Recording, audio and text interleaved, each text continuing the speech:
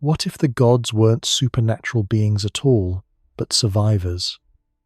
What if the Anunnaki, those enigmatic figures carved into cylinder seals and praised in temple hymns, weren't descending from celestial realms but emerging from catastrophe inheritors of something far older than Sumer itself?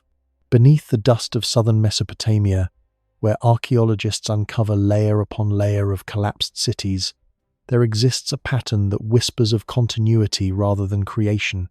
The Sumerians claimed they received civilization as a gift, handed down complete with writing, mathematics, and cosmic knowledge. But what if they weren't the beginning?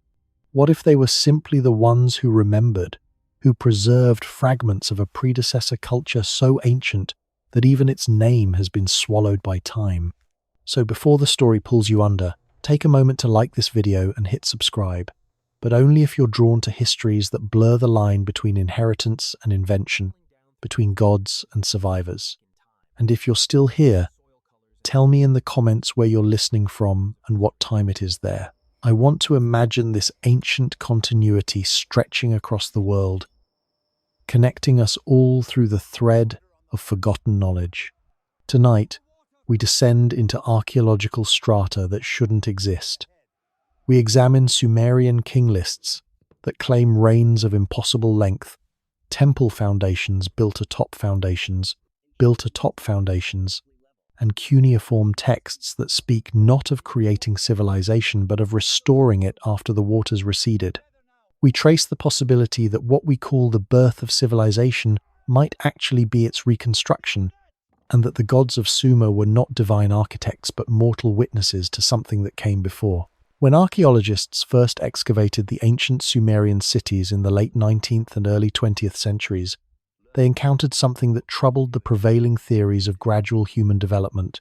Here, seemingly springing from the alluvial soil around 3,500 years before the Common Era, was a fully formed civilization, complete with sophisticated irrigation systems, monumental architecture, complex administrative hierarchies, and most remarkably, a complete writing system that appeared without obvious precedent. There were no primitive precursors, no fumbling attempts at urbanization. The archaeological record suggested that civilization in southern Mesopotamia didn't slowly evolve, but arrived nearly complete, as if the Sumerians had inherited their cultural toolkit from somewhere or someone else. The German archaeologist Robert Koldewey, excavating Babylon in the early 1900s, noted this peculiarity in his field journals. He expected to find layers of increasingly primitive construction as he dug deeper, the architectural equivalent of watching language devolve from complex grammar to simple utterances. Instead, he found consistency. The deepest, oldest foundations showed the same understanding of engineering principles, the same mathematical precision in their measurements, the same astronomical alignments in their orientations. It was as if the builders of the earliest structures already possessed a complete manual of construction, one they were faithfully following even in those first attempts at monumentality. This pattern repeated at every major excavation. At Uruk, where archaeologist Julius Jordan uncovered the White Temple in 1928, the oldest levels showed no hesitation, no experimental phase.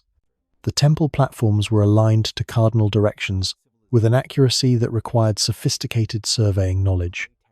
The drainage systems incorporated understanding of hydraulic principles. The storage facilities suggested complex bureaucratic systems for tracking resources.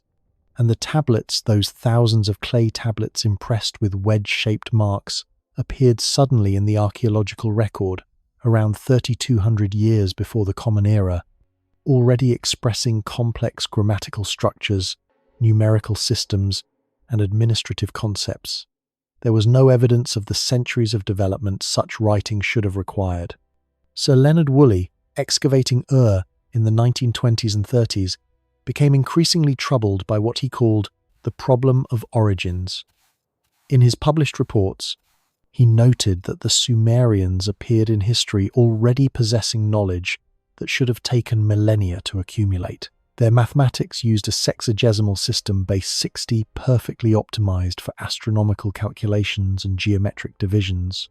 They divided the circle into 360 degrees, the hour into 60 minutes, the minute into 60 seconds. These are not arbitrary choices, but reflect deep understanding of celestial mechanics and the relationship between time and the movement of the stars. How did a supposedly nascent civilization choose precisely the mathematical framework that would prove most useful for tracking the heavens? The writing system itself presented perhaps the greatest mystery.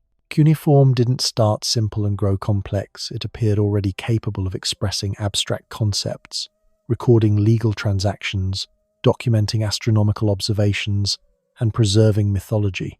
The earliest tablets from Uruk weren't primitive scratches, but systematic records using hundreds of distinct signs in grammatically sophisticated arrangements. Linguists expect to see writing systems evolve through stages, from pictographs to ideograms to phonetic representations. Yet Sumerian cuneiform seemed to skip these intermediate steps, arriving in the archaeological record already functional, already mature. Imagine standing in those early excavations, dust coating your clothes, the Mesopotamian sun beating down on crumbling mud brick walls, holding a tablet that predates the pyramids of Egypt, predates Stonehenge, predates nearly everything else we consider ancient, and realizing that this tablet represents not the beginning of something but the middle of it, perhaps even the end of a much longer story whose opening chapters have been lost to time. But the mystery deepens when you look beneath the Sumerian cities themselves, because beneath every major Sumerian city, archaeologists discovered something unexpected. The remains of an earlier culture, now known as the Ubaid period. Stretching back to approximately 5,800 years before the Common Era, these pre-Sumerian people built the first temples, established the earliest permanent settlements in the region, and created distinctive pottery marked by geometric patterns of extraordinary precision. Yet their settlements show signs of sophisticated planning and astronomical alignment that seem inconsistent with what should have been a simple farming culture. The temples they built weren't crude shrines, but substantial structures with specific orientations, suggesting knowledge of celestial mechanics that predates Sumerian astronomy by more than a millennium. Who were these people?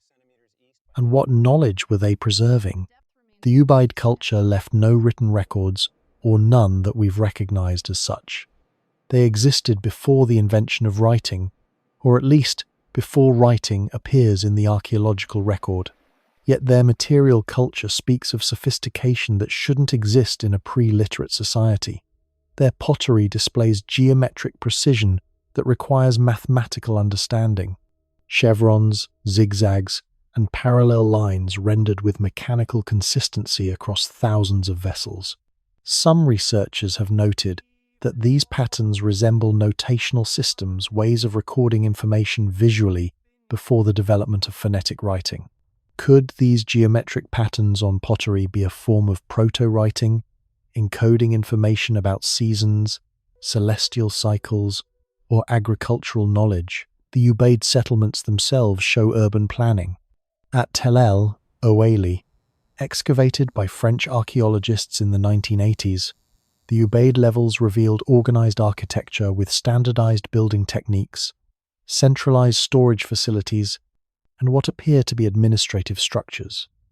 This is not the random clustering of houses you'd expect from early farmers, but deliberate organization suggesting social complexity and hierarchical coordination. Someone was planning these settlements, directing their construction according to principles that were already established, already understood. Most intriguingly, every major Sumerian city has Ubaid foundations. Ur, Uruk, Eridu, Nippur. Dig beneath their Sumerian levels and you find Ubaid remains. This suggests continuity of settlement across thousands of years. But it also suggests something else, that the Sumerians were choosing to build on sites that already held significance, locations that had been marked as important by an earlier culture. Why these specific locations? What made them sacred or strategically valuable to both the Ubaid people and the Sumerians who came after. The Ubaid figurines offer another puzzle. These small clay figures, found in graves and temple contexts, display unusual characteristics: elongated heads, large eyes, sometimes reptilian features that have spawned countless speculative theories. Mainstream archaeology interprets them as stylized representations, perhaps showing intentional cranial deformation practiced by Ubaid elites. But their consistency across vast geographical areas and long time spans suggests they represent something specific, something culturally significant that was being deliberately preserved in visual form across generations. And then there's the question of the Ubaid expansion. This culture spread throughout Mesopotamia and beyond, reaching into the Persian Gulf, along the Arabian coast, even appearing in sites as far as the Levant.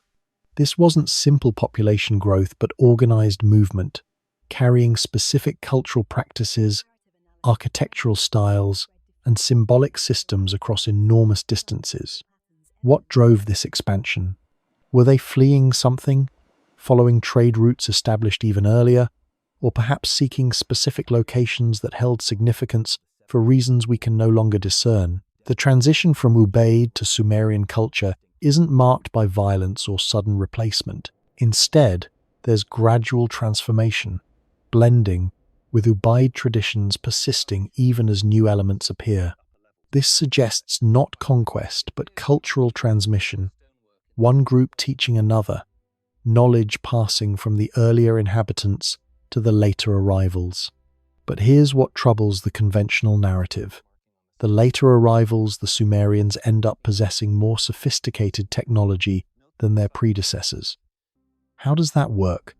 Unless the Sumerians weren't truly later arrivals but representatives of yet another tradition, bringing their own inherited knowledge that merged with what the Ubaid people had preserved. At Eridu, traditionally considered the first city ever built, excavations revealed not one temple but a vertical sequence of 17 successive sanctuaries, each constructed directly atop the ruins of its predecessor, stretching back through millennia. The earliest of these temples, built during the Ubaid period, already displayed sophisticated architectural knowledge, precise measurements, astronomical alignments, and construction techniques that would persist virtually unchanged through thousands of years of Sumerian civilization. This suggests not cultural evolution but cultural transmission, each generation faithfully rebuilding what came before, preserving a sacred template whose origins had already been lost to time. What were they maintaining? What knowledge was encoded in those specific dimensions, those particular orientations towards certain stars? The excavation of Eridu was conducted primarily by Iraqi archaeologist Fuad Safar and British archaeologist Seton Lloyd between 1946 and 1949. What they uncovered defied their expectations. They had anticipated finding the remains of a single temple, perhaps with a few rebuilding phases. Instead, they discovered a vertical timeline of sacred architecture stretching back 6,000 years.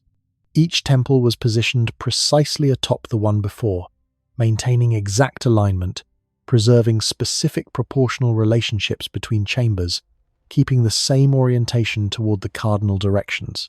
The earliest temple, dating to the Ubaid period, around 5,400 years before the Common Era, was not a primitive structure. It measured approximately 12 meters by 15 meters, with walls plastered and painted, a central altar positioned with astronomical precision, and a surrounding platform that elevated the structure above the surrounding plain. The builders understood load-bearing principles, drainage, and the relationship between architecture and celestial observation. This wasn't trial and error. This was application of knowledge that already existed. Then, when this temple aged or was damaged, they buried it beneath clean sand, preserving it, treating it with reverence, and built a new temple directly on top, following the same proportions, maintaining the same alignments, recreating the same spatial relationships between altar, entrance, and subsidiary chambers. They did this again and again, through 16 successive building phases, each separated by centuries, each maintained by different generations, who nonetheless preserved the same architectural template with religious precision. Why this obsessive continuity? One possibility emerges from ethnographic parallels. The dimensions themselves might have encoded information. In cultures without writing, architecture can serve as memory. Proportional relationships can preserve mathematical constants. Alignments can record astronomical phenomena. The physical structure becomes a teaching tool, a three-dimensional text that can be read by those who understand the language of space and measurement. If the Ubaid people possessed knowledge about celestial cycles, seasonal changes, or other environmental patterns crucial to survival, building that knowledge into temple architecture would ensure its preservation across generations, even if the verbal explanations were lost. The alignments at Eridu are particularly intriguing. The temples face specific points on the horizon where certain stars would have risen during the Ubaid period, but stellar positions change over millennia due to precession, the slow wobble of Earth's axis. This means that to maintain those original alignments, each generation of builders would need to understand not just current star positions, but also the historical positions they were commemorating. They were preserving not just architecture, but astronomical memory, keeping faith with observations made thousands of years earlier by people whose names had long been forgotten. The archaeologists found something else at Eridu. Beneath the temples, the remains of even earlier structures, post holes and foundation trenches suggesting buildings that predated even the earliest temple. These pre-temple structures followed different orientations, suggesting they belonged to an earlier cultural tradition.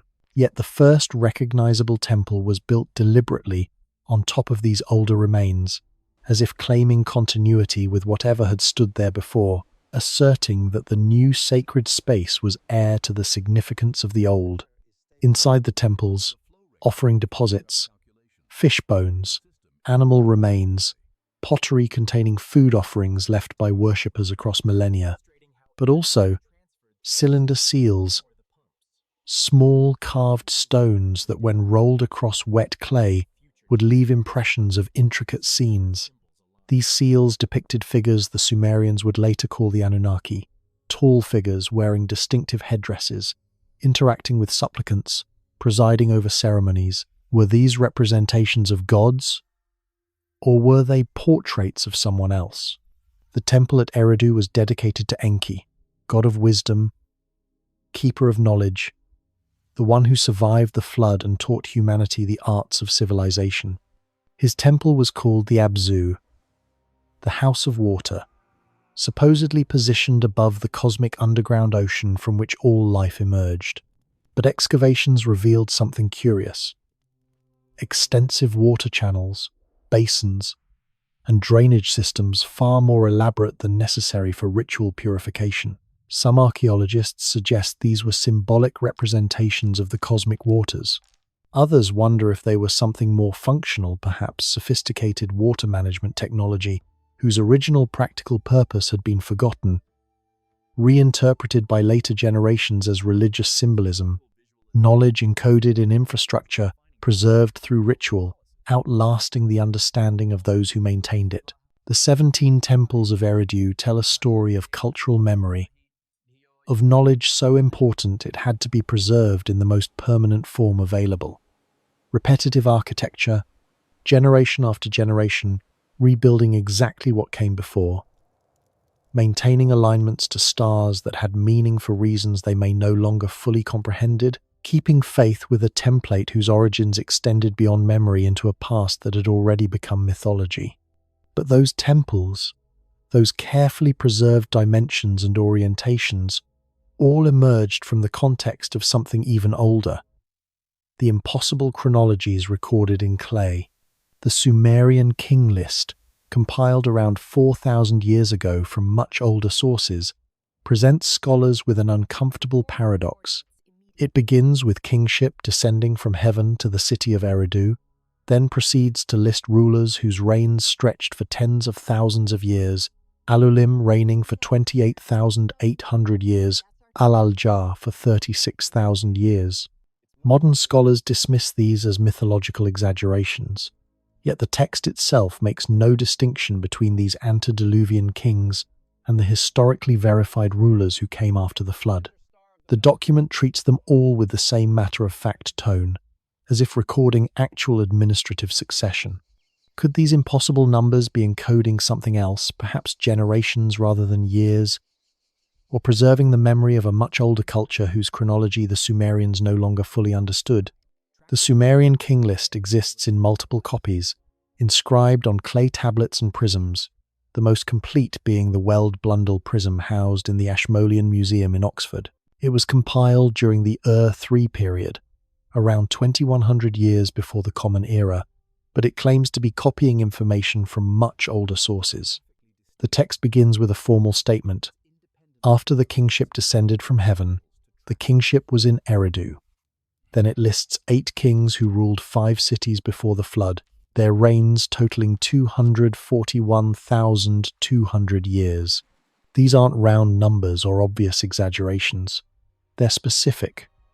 Alulim ruled for 28,800 years, Al-Aljar for 36,000, Enmen, Luana for 43,200. Someone calculated these figures, preserved them, considered them important enough to include in an official royal document. Why retain such obviously impossible numbers? Why not edit them into something plausible? Some scholars suggest these might represent dynasties rather than individuals, each name actually referring to a line of rulers whose collective reigns totaled these enormous spans. Others propose the numbers encode astronomical cycles, perhaps counting lunar months rather than solar years, though even this adjustment doesn't fully resolve the chronology into plausible human lifespans. Still, others wonder if the numbers represent generations, with each unit of year actually meaning something else entirely, a measure of time whose definition was lost when the language and culture that created these records disappeared. But here's what's remarkable. After listing these antediluvian kings, the text states plainly, "Then the flood swept over, and after the flood, kingship descended again, this time to Kish, and the reigns become shorter though still improbable. The first king after the flood supposedly ruled for 1200 years, the second for 960. Gradually, across subsequent dynasties, the reigns decrease further, approaching what might be actual human lifespans by the time we reach kings whose existence can be verified through other sources. It's as if the king list is recording the approach of the present, moving from deep mythological time toward historical time, from memory of something vast and ancient toward the familiar scale of human experience. The flood serves as the crucial transition point. Before the flood, impossible chronologies, names that sound more like titles than personal appellations, cities whose archaeological remains barely substantiate their claimed antiquity. After the flood, shorter reigns, more names, dynasties that compete for supremacy, a historical narrative that begins to match the archaeological and textual evidence from other sources. The flood divides time itself, separating one era from another, one world from another, one kind of knowledge from another. What's preserved in these impossible numbers?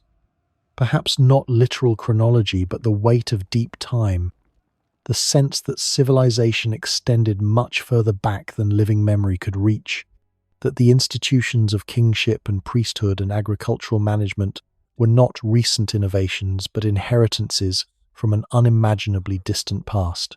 The Sumerians were insisting, in the only way they knew how, that their culture was old, far older than the 3,000 years or so that modern archaeology credits them with.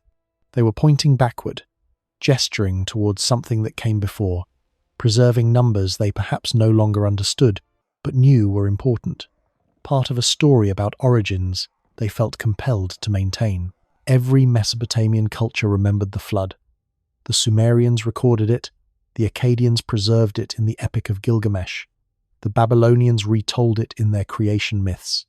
But in every version, the flood serves as a dividing line, a catastrophic reset that separates an older world from the present one. The Sumerian King List explicitly states that kingship was interrupted by the flood, then afterward was lowered again from heaven to the city of Kish.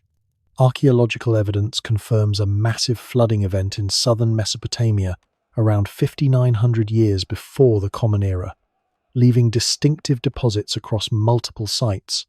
What if this wasn't merely a natural disaster, but the ending of something, a predecessor civilization whose survivors became the teachers of those who came after?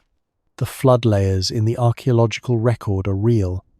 At Leonard Woolley found a deposit of clean, water-laid clay 3 meters thick, separating earlier remains from later occupation levels.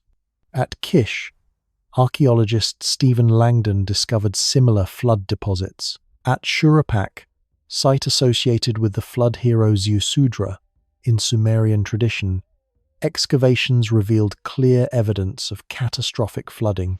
These weren't ordinary seasonal inundations, but massive events that left distinctive geological signatures, sterile layers devoid of cultural material, marking moments when human occupation ceased, leaving only mud. The dates of these flood deposits vary somewhat depending on the site, clustering around 6,500 to 5,500 years before the Common Era. This suggests not a single universal deluge, but perhaps multiple flooding events, or a series of catastrophic floods over several centuries as sea levels rose at the end of the last ice age, and Mesopotamia's topography stabilized into its current configuration. Rising sea levels would have been particularly devastating to coastal populations, and southern Mesopotamia, barely above sea level even today, would have experienced dramatic changes as the Persian Gulf expanded northward, swallowing fertile river valleys and forcing populations to retreat or adapt. But the flood stories in Mesopotamian literature describe something more than ordinary disaster. They describe complete world destruction, divine decision to erase humanity and begin again. Survival only through supernatural warning and extraordinary preparation. In the Sumerian version, the god Enki warns the king Ziusudra to build a boat and preserve the seeds of all living things. In the Akkadian epic of Gilgamesh, the character Utnapishtim receives similar warning from the god Ea and survives to become immortal. In every version, the flood lasts for days, covers the entire land, destroys all other humans, and afterward the survivor makes offerings to the gods who then regret their destructive action and promise never to flood the world again. Why does every Mesopotamian culture remember this so vividly? Why does the flood appear not as historical footnote, but as the defining event that separates all before from all after? Perhaps because it represents something more than water. Perhaps the flood is metaphor for comprehensive cultural collapse, the destruction not just of people but of knowledge, institutions, accumulated wisdom, a catastrophe so complete that what came after had to rebuild from fragments, relearn what had been forgotten, piece together civilization from the ruins of whatever existed before. The flood stories all emphasize the same details: a survivor who preserves knowledge, a boat that serves as vehicle of continuity, specific instructions given by a god about how to endure the catastrophe. These elements suggest cultural memory of actual survival strategy during disaster. Someone did preserve knowledge, some group did maintain continuity across catastrophe, and they did so deliberately through planning and effort. Not by accident, the gods who warn the flood survivors might be metaphorical representations of inherited knowledge itself, the wisdom passed down that allowed some to prepare while others perished. After the flood, kingship descends again, but this time it descends to Kish, not Eridu. The center of power shifts. New dynasties emerge. The King List records this transition matter-of-factly, as if this re-establishment of civilization after catastrophe were simply the natural order of things. But implicit in this narrative is an assumption. Civilization can end, knowledge can be lost, everything can be swept away, and yet somehow, through survivors who carry forward what they remember, it begins again.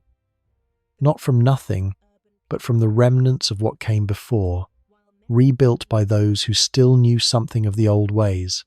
The archaeological record shows exactly this pattern.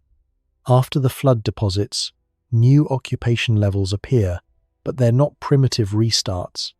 They show continuity of cultural practices, similar pottery styles, familiar architectural techniques, persistent ritual traditions. The people who returned or remained after the floods weren't starting from scratch. They were continuing something, maintaining traditions, rebuilding according to patterns they had learned from those who came before. The flood interrupted, but didn't erase. Survivors carried forward knowledge that allowed civilization to resume, not identical to what existed before, perhaps diminished in some ways, but still recognizably part of the same cultural continuum. What if the Sumerian sense of receiving civilization rather than inventing it stems from this? What if their gods, those Anunnaki who supposedly taught humanity the arts of culture, were actually survivors of the pre-flood world, possessors of older knowledge who became teachers to those who had lost everything? The myths might be preserving actual historical memory, translated into divine narrative, because the original context was too ancient, too fragmentary, to preserve any other way. The survivors became gods in cultural memory because their knowledge seemed miraculous. Their understanding of agriculture, architecture, and astronomy inexplicable to people who had forgotten or never learned the slow accumulation of observation and experiment that originally produced that knowledge. In Sumerian mythology, the Anunnaki were the great gods, the children of An, the sky god, and Ki, the earth goddess. They numbered 50, or sometimes 7, depending on the text, and they were responsible for establishing the order of civilization, teaching humanity agriculture, architecture, and writing. But here's what troubles the narrative. The Sumerians never describe the Anunnaki creating these arts. They describe them bringing these arts from somewhere else, introducing them to humanity after some unspecified catastrophe. The texts consistently use language of transmission rather than invention. Could the Anunnaki have been not supernatural beings but rather survivors of the pre-flood world, possessing knowledge that seemed miraculous to those who had lost everything? The word Anunnaki itself is revealing. It translates roughly as those who came down from heaven, or offspring of An, but the term carries connotations of descent, of arriving from elsewhere. The Sumerian texts don't describe the Anunnaki emerging from the local population or developing naturally as cultural leaders. Instead, they're presented as already existing, already possessing complete knowledge, entering human affairs from outside the normal course of events. They arrive and they teach. They don't experiment or discover they know. Consider the cylinder seals and temple reliefs that depict the Anunnaki. They're shown as taller than ordinary humans, wearing distinctive horned headdresses that mark divine or royal status, holding objects that scholars interpret as symbols of authority: staff, rod, and ring, measuring tools. But what if these weren't merely symbols? What if these depictions preserve memory of actual knowledge keepers who possessed technical expertise that seemed extraordinary to the populations they instructed? The measuring tools, the architectural implements, the astronomical devices, these might be literal representations of the tools these teachers carried, the instruments they used to transmit practical knowledge about construction, surveying, and celestial observation. The texts describe the Anunnaki gathering in assembly, making decisions about human affairs, deliberating about the course of civilization. This pattern repeats across Mesopotamian literature, the gods meeting to decide, reaching consensus, issuing decrees. It reads less like theology and more like governance, like the proceedings of an actual council of elders or knowledge keepers who held authority because they possessed information others lacked.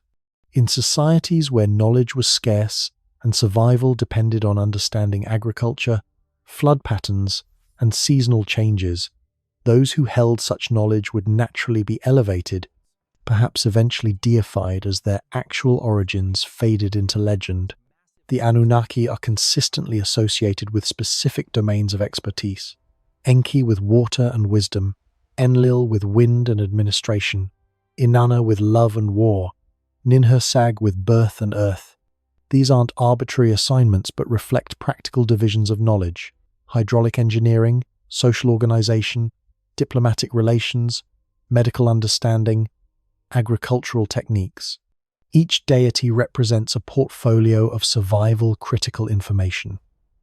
If these were originally mortal teachers, each might have specialized in particular domains, their expertise eventually mythologized into divine attributes as the human teachers were transformed by cultural memory into immortal beings. Most tellingly, the Anunnaki are described as teaching humanity something after the flood, after kingship descended from heaven, after the establishment of cities. There's always a before and an after, with the Anunnaki serving as the bridge between them. They're not creators starting from nothing, but restorers working with survivors. This suggests a historical pattern: catastrophe, disruption, then reconstruction, guided by those who remembered how things had been before. The Anunnaki become the personification of cultural continuity across disaster, the preservation of knowledge that would otherwise have been lost. The number of Anunnaki varies in different texts, sometimes 7, sometimes 50, sometimes described as too numerous to count.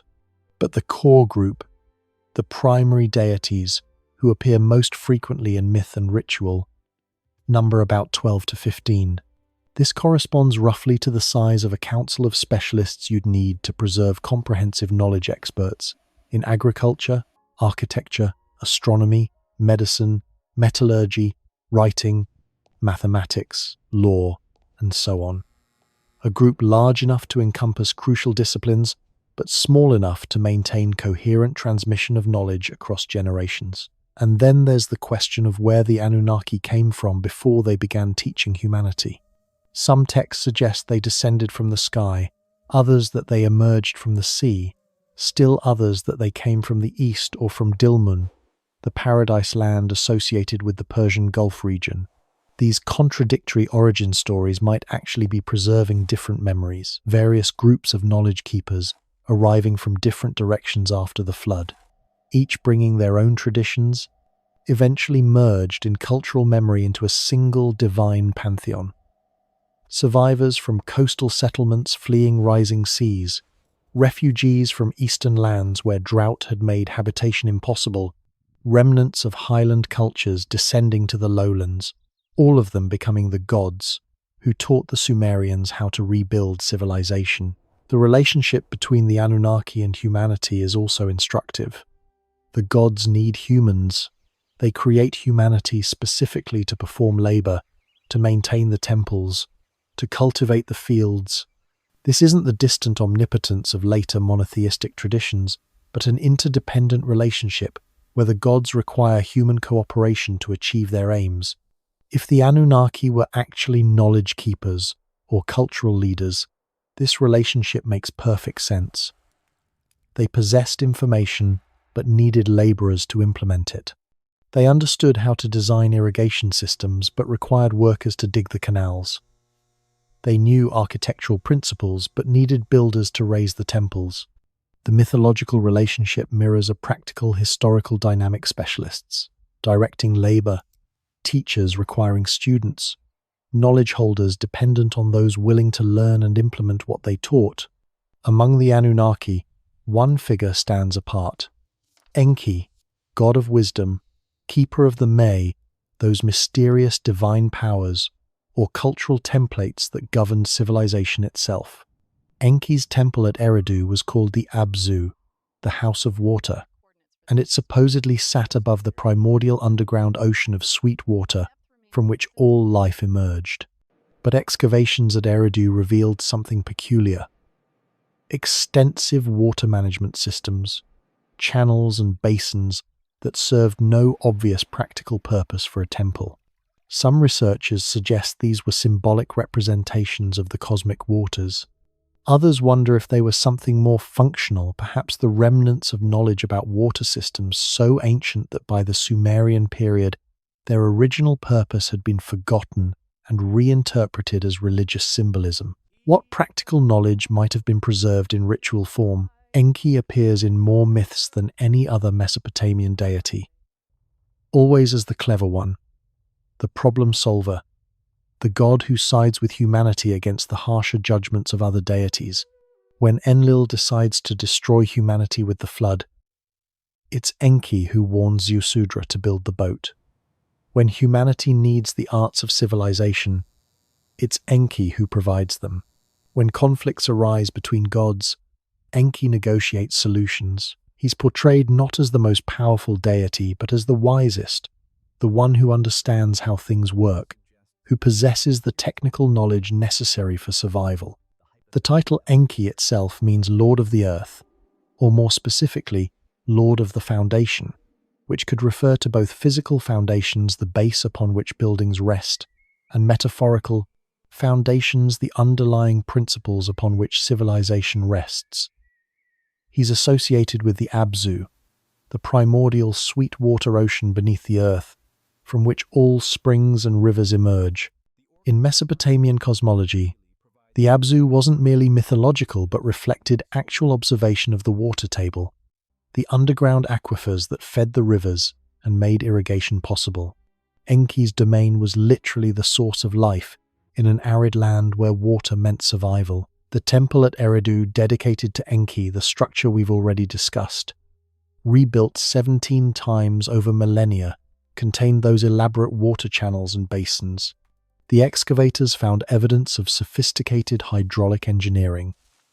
Channels that brought water from outside the temple complex, basins positioned at specific elevations to create pressure differentials, drainage systems that prevented flooding while maintaining ceremonial pools.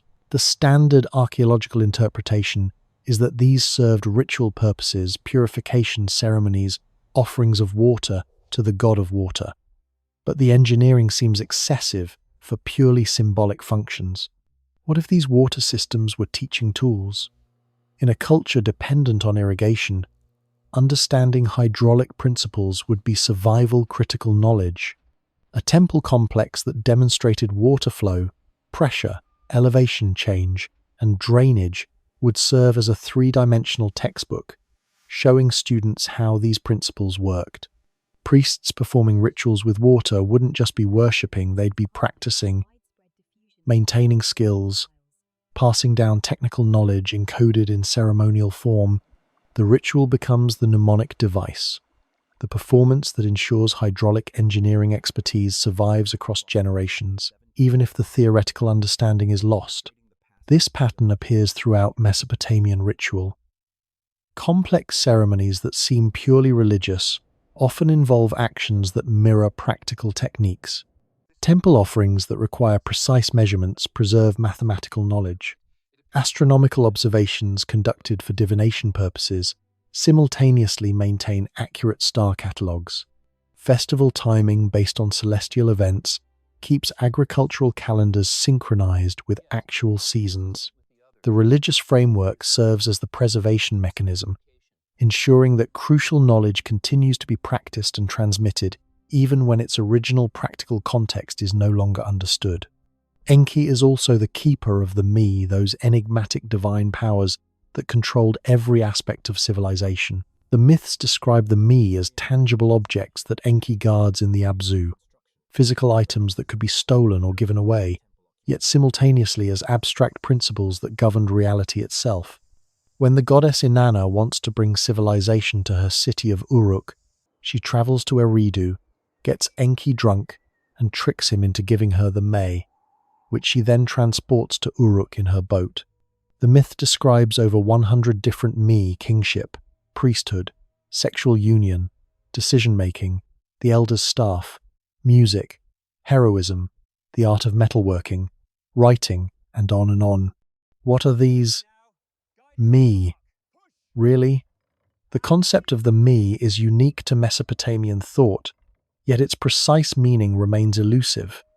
The me were described as divine decrees, or cultural powers that controlled every aspect of civilization, from kingship and priesthood to music, writing, and craftsmanship. They were physical objects that could be stolen, as in the myth where the goddess Inanna takes them from Enki. Yet they were also abstract principles that governed reality itself. Most intriguingly, they were described as complete and unchanging, given to humanity at a specific moment rather than developing over time. Could the me have been the Sumerian way of conceptualizing inherited knowledge, complete cultural templates passed down from an earlier civilization that the later Mesopotamians preserved without fully understanding their origins? The word me has no clear etymology in Sumerian. It appears to be a fundamental term, not derived from other roots, suggesting it represents a concept so central to Sumerian thought that it required its own unique signifier. Each me represents a complete package of knowledge, not just the abstract principle, but the practical expertise required to implement it. The me of kingship includes everything about governance. The me of metalworking contains all techniques for working metal. The me of writing encompasses the entire system of cuneiform. This sounds remarkably like what we might call cultural templates, or knowledge modules, complete instructional packages that contain everything necessary to perform a complex task or fulfill a social role. If civilization were actually being reconstructed after catastrophe by survivors who possessed pre-existing knowledge, these knowledge modules would be exactly what they'd need to preserve. You can't slowly rediscover kingship or writing or metallurgy if you're trying to rebuild quickly. You need complete systems that can be implemented immediately. The myth of Inanna stealing the me from Enki is particularly revealing. She doesn't develop these arts independently or discover them through trial and error. She acquires them fully formed from someone who already possesses them, then transports them to a new location. This is knowledge transfer, not innovation. The story preserves memory of civilization spreading not through independent invention but through transmission from center to periphery, from knowledge keepers to those who lacked such knowledge. The physical description of the me is intriguing.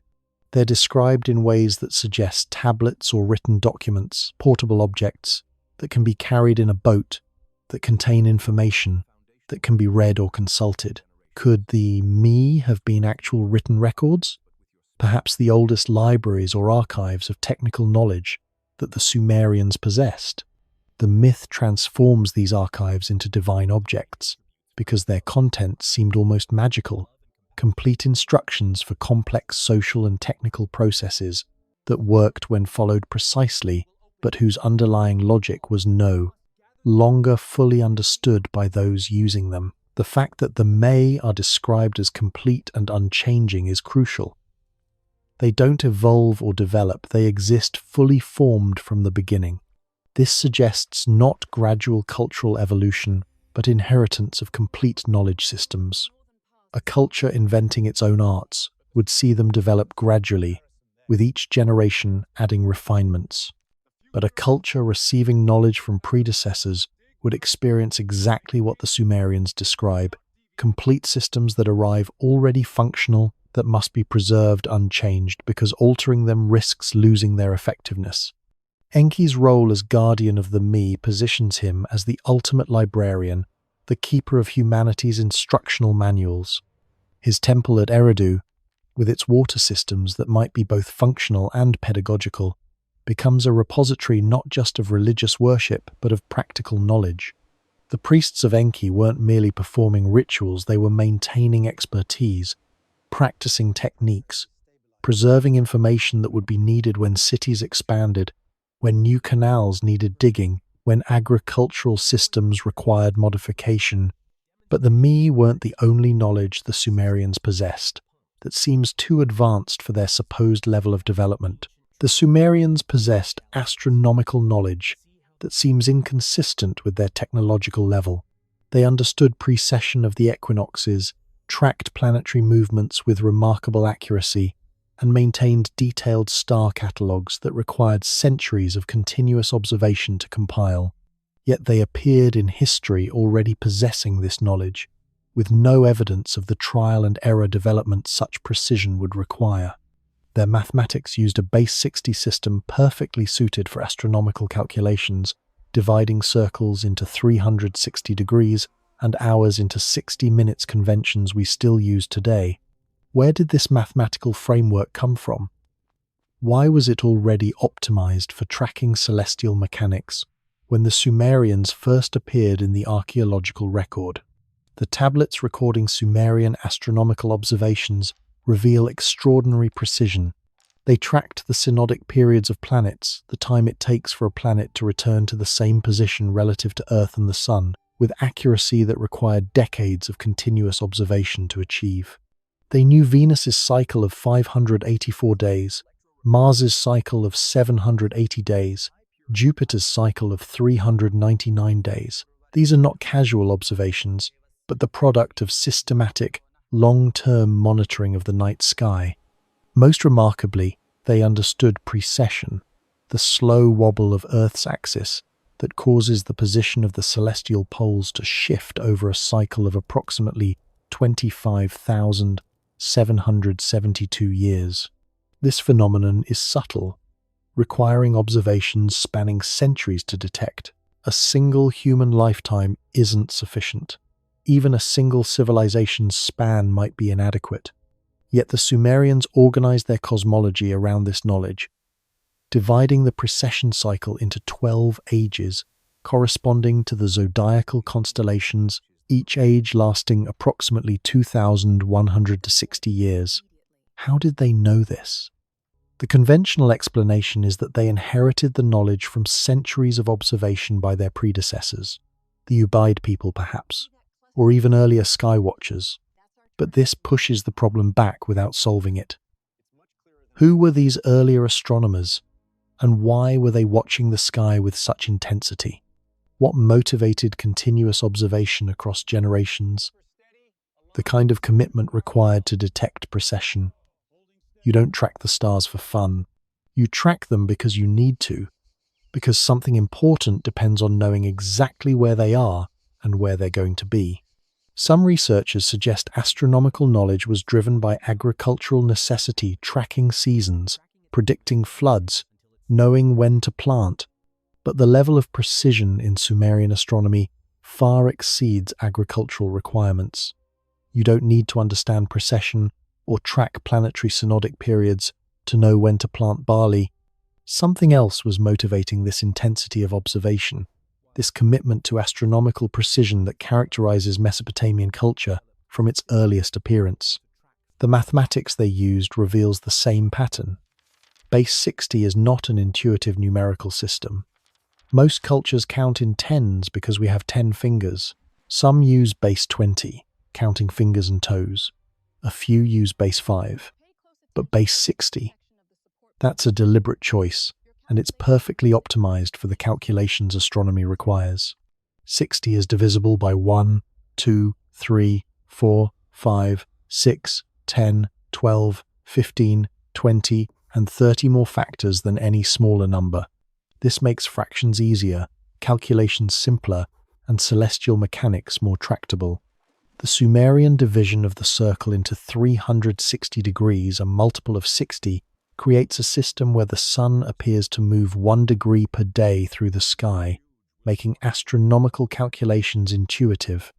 Their division of the day into 12 double hours, each containing 60 minutes, with each minute containing 60 seconds, creates temporal units that align perfectly with celestial observation. These are not arbitrary conventions, but optimized tools for tracking the heavens. Who designed this system? The Sumerians appear in history already using it. With no evidence of development, there's no archaeological trace of earlier, less sophisticated number systems that gradually evolved toward base 60. It appears complete, already functioning, already perfectly suited for the astronomical observations the Sumerians were conducting. This suggests inheritance rather than invention. Someone designed this mathematical framework long before the Sumerians adopted it, someone who needed precision astronomical calculation for reasons that were already well established.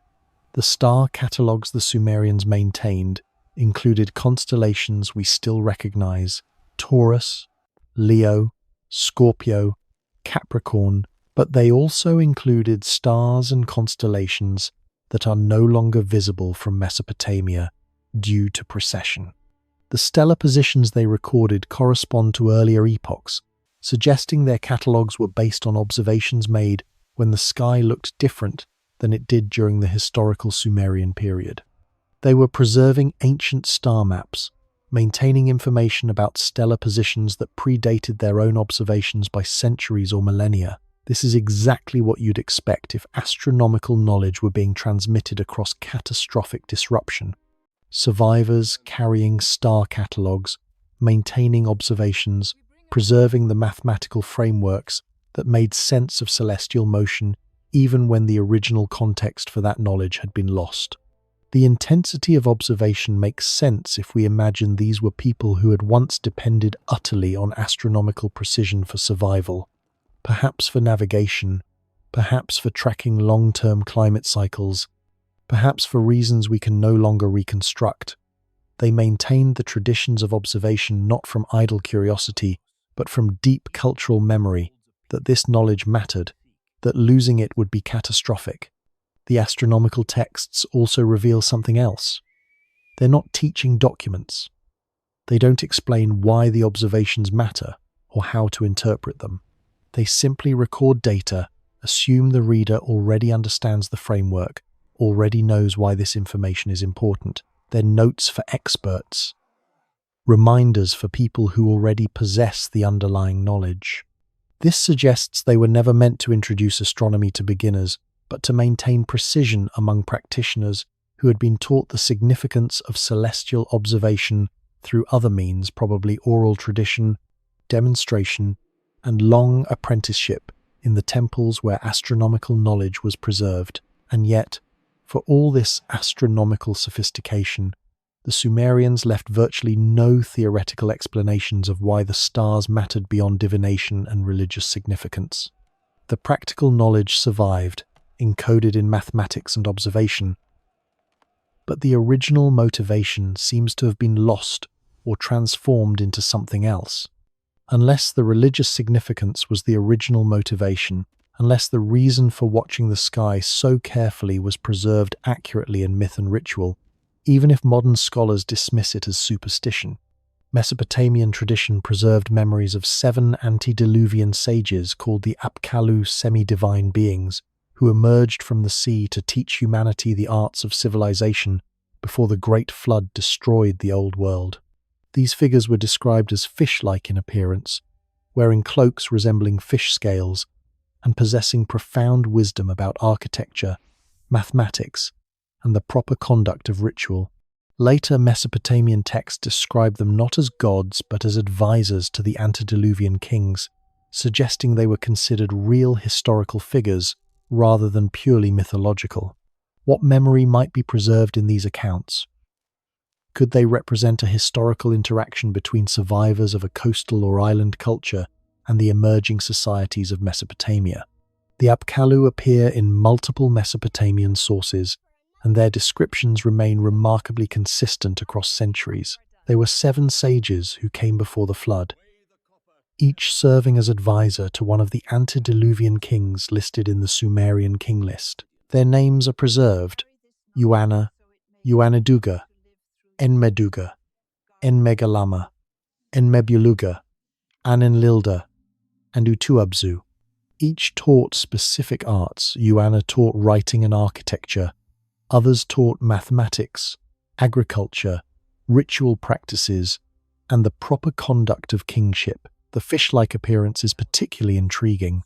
They're depicted in art and described in texts as wearing cloaks that resembled fish skin or scales, sometimes shown with fish heads worn as headdresses, occasionally described as amphibious, able to move between water and land. The standard interpretation is that these are mythological symbols, fish representing wisdom in Mesopotamian thought, or perhaps totemic identities for priestly lineages. But what if the fish imagery preserves memory of something more literal, people who came from the sea, maritime cultures whose primary identity was coastal or island dwelling, who arrived in Mesopotamia from across water? The Babylonian priest Berossus, writing in the 3rd century before the Common Era, preserved earlier Mesopotamian traditions about the Apkallu in his history. He describes them as beings who emerged from the Persian Gulf during the day to teach humanity, then returned to the sea at night. They brought knowledge of agriculture, mathematics, and astronomy. They taught how to construct cities and temples. They established laws and social organization.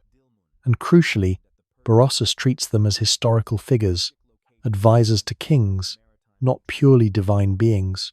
He's recording what Mesopotamian tradition preserved memory of teachers who came from elsewhere, whose expertise seemed extraordinary, who established the foundations of civilization before catastrophe interrupted their work. The timing matters. The Apkallu came before the flood, meaning they belong to that earlier world, that predecessor civilization the Sumerians consistently reference. They're explicitly not Sumerian, but pre-Sumerian, representatives of whatever existed before the catastrophe. And they came from the water, from the sea, from coastal regions, from maritime cultures. Given that sea levels rose dramatically at the end of the last ice age, drowning vast coastal territories, this detail takes on potential historical significance. Maritime peoples fleeing rising waters would naturally move inland, carrying their knowledge to populations who had never developed seafaring traditions, appearing as strangers from the water. The Persian Gulf was once a river valley. At the height of the last ice age, with sea levels 400 feet lower than today, what is now the Gulf was a fertile plain through which the Tigris and Euphrates flowed before reaching the actual coastline far to the south. This region would have been prime territory for human settlement, river valleys with abundant fresh water, access to marine resources, protected from the harsher climates of the interior. As the ice melted and sea levels rose, this valley flooded over several millennia, forcing any populations living there to retreat northward into what became southern Mesopotamia. Could the Apkallu represent memory of these displaced peoples? Coastal dwellers who possessed knowledge of navigation, astronomy for maritime travel, mathematics for trade and accounting, architectural techniques developed for building in challenging coastal environments. When they arrived in the interior, their knowledge would have seemed remarkable to any existing populations. Their familiarity with the sea, their fish-like cultural identity, their advanced arts, all of it would mark them as different, as teachers, as sages bearing wisdom from elsewhere. The 7 Apkallu correspond to 7 antediluvian kings, and together these 14 figures span the entire pre-flood era in Mesopotamian tradition. 7 sages, 7 kings, each sage advising one king across the impossible chronologies recorded in the King List. If we interpret these not as individual lifespans but as dynasties or periods, the pattern suggests long cultural continuity with knowledge transmitted through formal advisor relationships.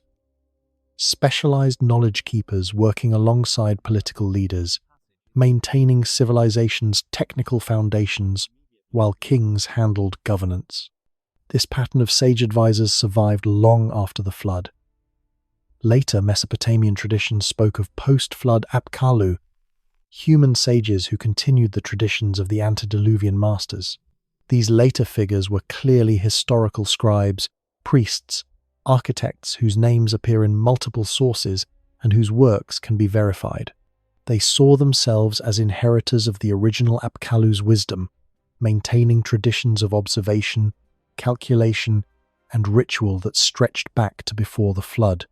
The transition from divine or semi-divine Apkallu to human practitioners suggests cultural memory of actual knowledge transmission, with later generations understanding themselves as links in a chain reaching back to extraordinary teachers whose origins had become mythologized with distance. The fish imagery might also preserve technical knowledge. Fish scales form overlapping patterns, each scale protecting what's beneath while allowing flexibility. This could be metaphor for how knowledge should be structured, layered, with each piece supporting others, maintaining protective frameworks while allowing adaptation. The Apkallu, as fish beings, might represent not literal appearance, but an ideal of how wisdom should be organized and transmitted. A model preserved in symbolic form long after its original significance was forgotten. But perhaps most revealing is what the Apkallu taught. It wasn't just practical arts, but the proper conduct of ritual, the correct performance of ceremony, the precise ways of approaching the gods. This emphasis on correct procedure, on maintaining exact traditions, on preserving specific forms, this sounds like people who understood that knowledge encoded in ritual would survive even when theoretical understanding was lost. They were teaching not just what to do, but how to keep doing it across generations, creating cultural practices resilient enough to survive catastrophe, precise enough to maintain technical knowledge, even when their students no longer understood why these particular actions mattered. The traditions the Apkallu established reached far beyond Mesopotamia, connecting to knowledge systems that predated even these ancient sages. Far to the north of Sumer, in what is now southeastern Turkey, archaeologists uncovered Göbekli Tepe, a massive ceremonial complex built approximately 11,600 years ago during the pre-pottery Neolithic period. This site predates Sumerian civilization by more than 6,000 years, yet displays sophisticated astronomical alignments, complex symbolic carvings, and organizational capacity that shouldn't exist according to conventional timelines of human development. The people who built Gobekli Tepe were supposedly primitive hunter-gatherers without writing, cities, or agriculture. Yet they created one of the most enigmatic architectural achievements in human history, then deliberately buried it around 10,000 years ago. Could Gobekli Tepe represent an earlier cycle of knowledge accumulation that was somehow transmitted southward, eventually contributing to the sudden appearance of Sumerian civilization? German archaeologist Klaus Schmidt began excavating Göbekli Tepe in 1995, and what emerged from the earth challenged everything archaeologists thought they understood about the development of human civilization. The site consists of massive stone circles, some measuring up to 30 meters in diameter, constructed from T-shaped limestone pillars weighing up to 20 tons each. These pillars stand in precise arrangements, some carved with elaborate reliefs depicting animals, abstract symbols, and geometric patterns that suggest complex symbolic thought. The conventional narrative of human development holds that people first became farmers, then settled in villages, then developed the social complexity necessary for monumental architecture and organized religion. Göbekli Tepe reverses this sequence entirely.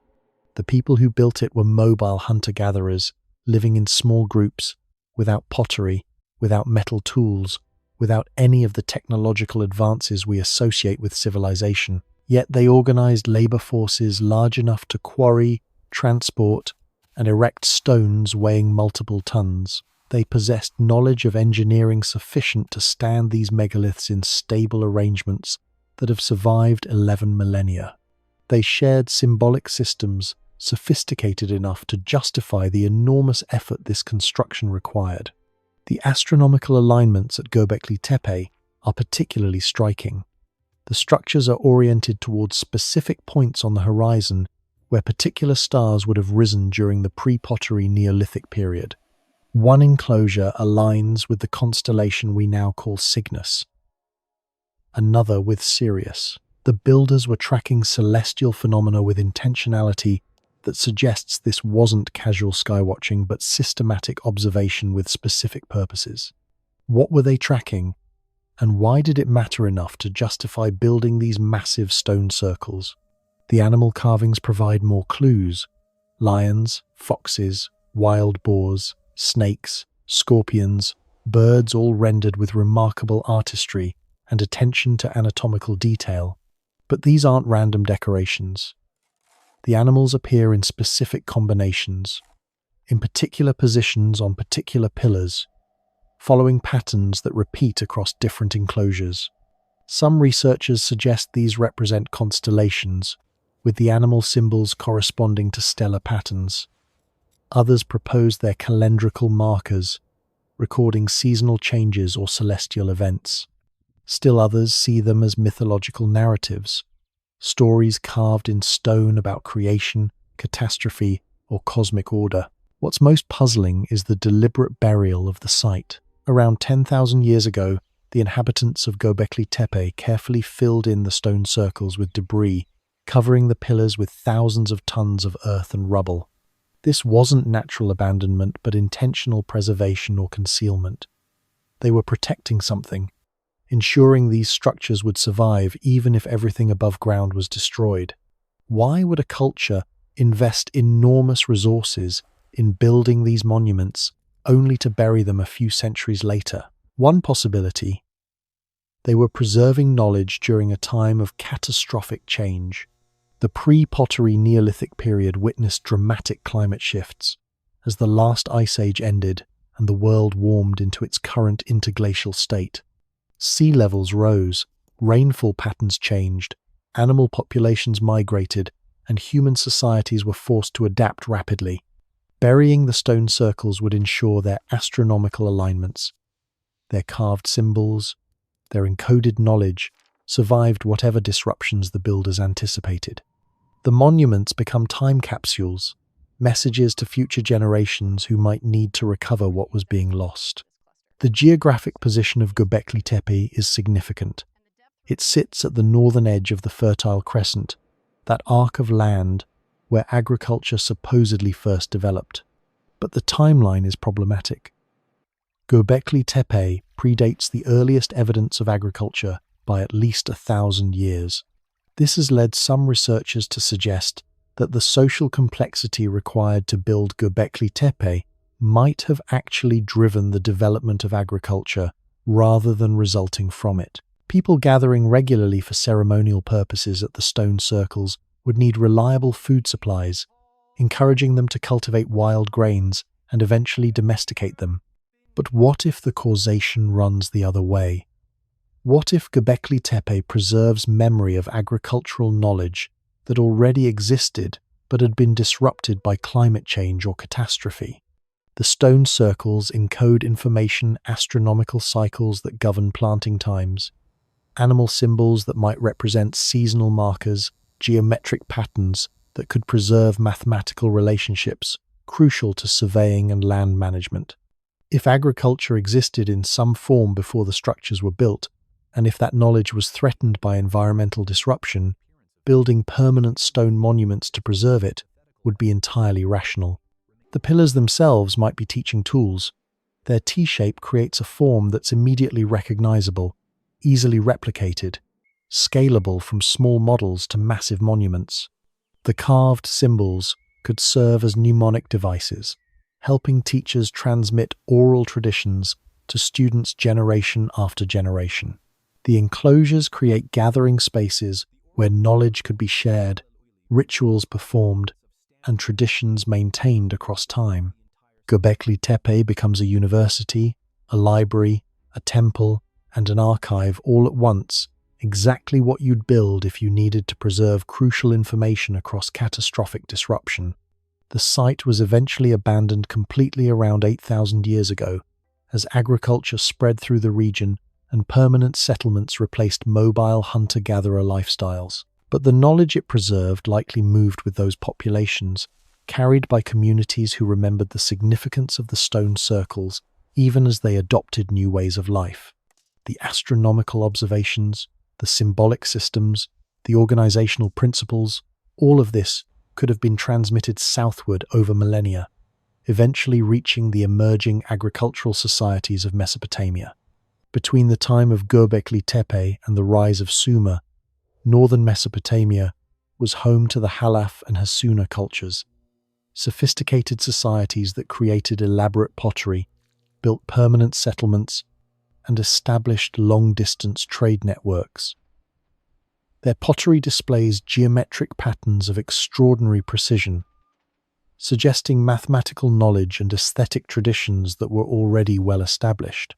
Then, around 6,500 years ago, these northern cultures began moving southward into the alluvial plains that would become Sumer.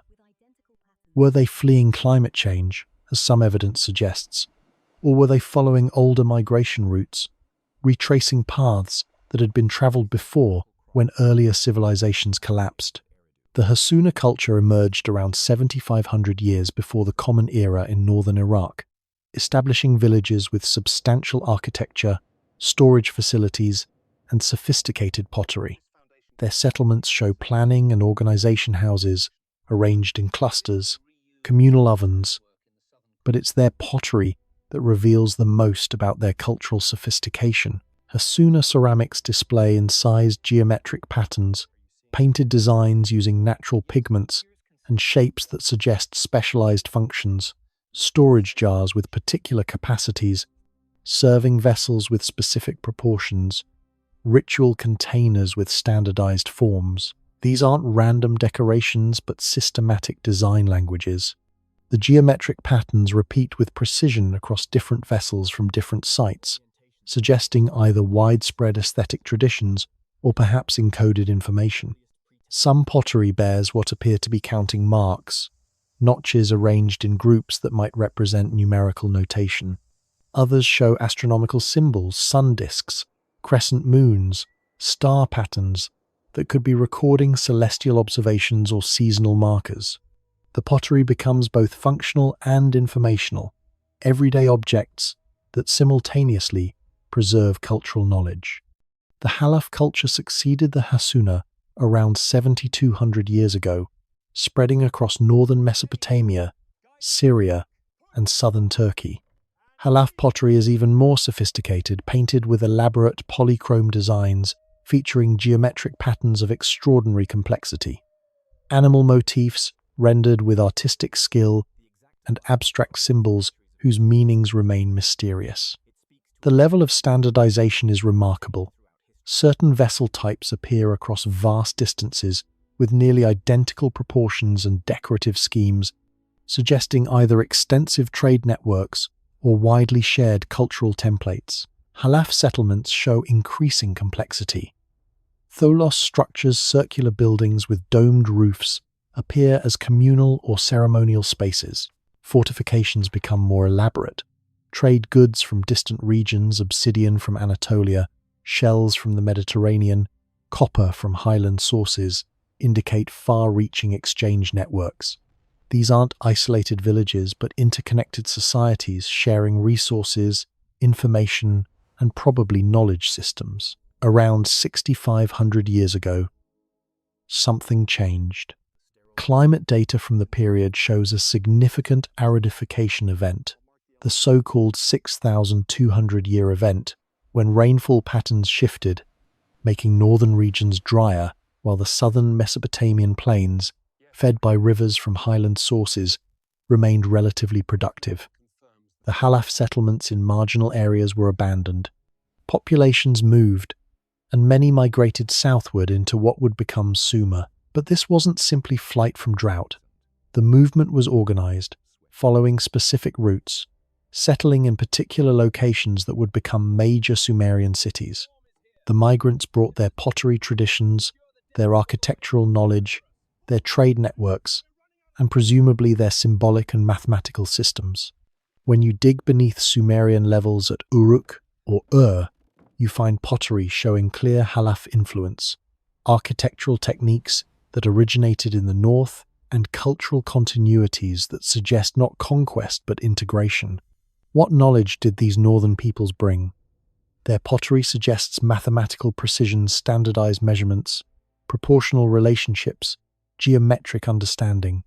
Their trade networks indicate organizational capacity and probably accounting systems to track exchanges. Their astronomical symbols suggest they were watching the sky, tracking seasons, maintaining calendrical knowledge.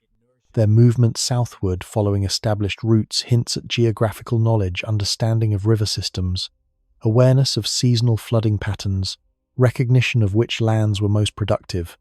The synthesis that occurred when these northern traditions met the indigenous populations of southern Mesopotamia The Ubaid people who had been there for centuries might explain the sudden florescence of Sumerian civilization, two knowledge systems merging, each filling gaps in the other, creating something more sophisticated than either predecessor alone. The northern peoples brought organizational capacity and technical skills developed in challenging environments. The southern populations possessed deep understanding of the local ecology, the flood cycles of the Tigris and Euphrates, the irrigation potential of the alluvial plains. Together, they built Sumer. But there's another pattern worth noting. These migrations from north to south repeat throughout Mesopotamian prehistory. Populations move southward following environmental stress, carrying knowledge with them, eventually contributing to cultural development in the south. This suggests the possibility of even earlier migrations, knowledge transfers that occurred before the archaeological record becomes clear. Populations carrying traditions from places and times we can no longer trace. The Halaf and Hassuna migrations might be simply the most recent iteration of a much older pattern knowledge, moving, surviving, finding new contexts where it can be preserved and elaborated. And the knowledge they brought included something particularly crucial: language. The Sumerian language presents a profound mystery. It appears to be an isolate, unrelated to any other known language family. Unlike the Semitic languages spoken by their neighbors, Sumerian shows no clear linguistic relatives, no obvious ancestral tongues from which it evolved. It simply appears in the archaeological record already fully formed, with complex grammar and extensive vocabulary. Some linguists have suggested connections to languages of the Caucasus or even the Indus Valley, but nothing definitive. Could Sumerian be the last remnant of a much older linguistic landscape, a sole survivor of language families that died out when their speakers were absorbed into or destroyed by the catastrophes that marked the end of the pre-flood world? Language isolates are rare. Most languages belong to families, groups of related tongues that descended from common ancestors, showing systematic correspondences in vocabulary, grammar, and sound patterns. Indo-European languages stretching from India to Iceland, Semitic languages across the Middle East and North Africa, Sino-Tibetan languages throughout East Asia. These families demonstrate that languages change but remain traceable to their origins, preserving evidence of their historical relationships even across millennia of divergence. Sumerian shows no such relationships. Its grammar is agglutinative, building words by stringing together discrete, meaningful units called morphemes, but in ways that don't correspond to other agglutinative languages. Its vocabulary lacks the systematic correspondences that would suggest relationship to neighboring languages. Its sound system, as best we can reconstruct it from the cuneiform writing, doesn't match patterns found in other language families. Sumerian stands alone, an orphan language with no apparent relatives. Several explanations have been proposed.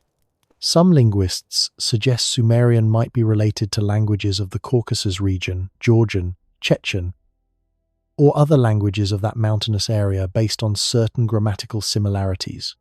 Others note possible connections to Dravidian languages of southern India, pointing to shared features in pronoun systems and grammatical structures. A few have even suggested relationships to Uralic or Altaic language families. But none of these connections are convincing enough to establish clear linguistic ancestry. The most likely explanation is that Sumerian represents the last survivor of a much larger language family whose other members died out without leaving written records. Before the development of writing, languages could disappear completely when their speakers were absorbed into other populations or died without descendants. The end of the last ice age, with its dramatic climate changes, sea level rises, and population movements, would have been particularly devastating to linguistic diversity. Coastal populations drowned by rising seas, inland groups forced to migrate by changing rainfall patterns, communities disrupted by environmental catastrophe. All of this would cause language death on massive scale. Sumerian survived because it was written down. The invention of cuneiform around 3,200 years before the Common Era created permanent records, preserving the language even after it ceased to be spoken in daily life.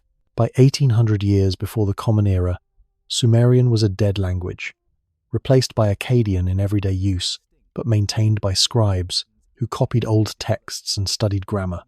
The writing system saved it from complete extinction, but its sister languages, if any existed, left no such traces. The fully developed state of Sumerian, when it first appears in writing, suggests it had already undergone long development. Languages don't spring into existence complete. They evolve from earlier forms through gradual sound changes, grammatical simplifications or complexifications, vocabulary borrowing, and innovation. The Sumerian we see in the earliest texts is sophisticated, capable of expressing complex legal concepts, elaborate mythological narratives, and precise administrative records. This implies centuries or millennia of prior development that occurred before writing captured it. Where did this development happen? If Sumerian originated in southern Mesopotamia, we might expect to find traces of related languages in surrounding regions or evidence of its evolution from simpler forms. Instead, we find neither. This suggests Sumerian might have been brought to Mesopotamia from elsewhere, that its speakers migrated from some other region, arriving in the south, already speaking a mature language that had developed in isolation from the Semitic tongues of the surrounding peoples. The migration scenarios we've discussed, populations moving southward from northern regions, coastal peoples displaced by rising seas, survivors of the Ubaid period, mixing with later arrivals, all could explain how Sumerian ended up in Mesopotamia as an isolate. It might have originated in the now submerged Persian Gulf Valley, with its sister languages lost when their speakers were absorbed into other populations as sea levels rose.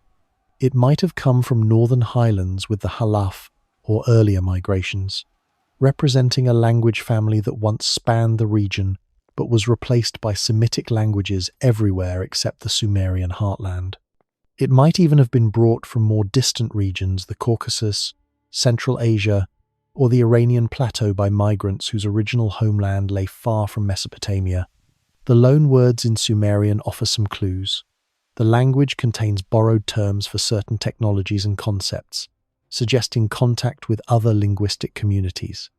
But the core vocabulary, basic terms for family relationships, body parts, natural phenomena, fundamental activities, remains distinctly non-Semitic, non-Indo-European, unrelated to any known language family.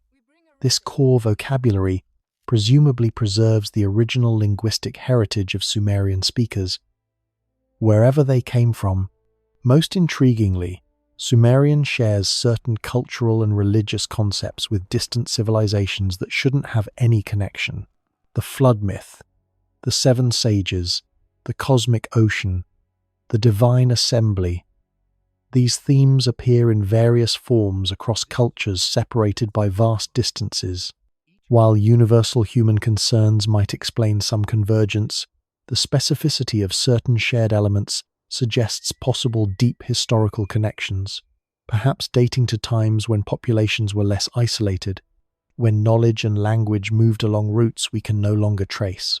The isolation of Sumerian makes it a fossil, a linguistic window into a vanished world. By studying its structure, vocabulary, and evolution over the period it was written, we can glimpse something of the culture and worldview of its speakers. But we've lost the larger context, the language family it belonged to, the neighboring tongues it interacted with during its development, the earlier forms it evolved from.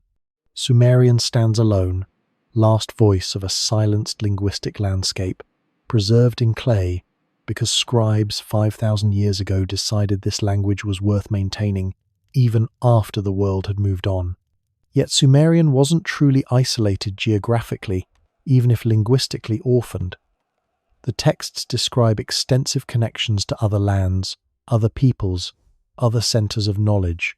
Sumerian texts speak reverently of Dilmun, a land to the east identified with modern-day Bahrain, described as a paradise that existed before the flood. Archaeological excavations in Bahrain have revealed an ancient culture with sophisticated copperworking, extensive trade networks connecting Mesopotamia to the Indus Valley, and burial practices suggesting complex religious beliefs. The Dilmun civilization shows evidence of continuous habitation stretching back to 5,800 years before the Common Era, making it contemporary with the earliest Sumerian cities.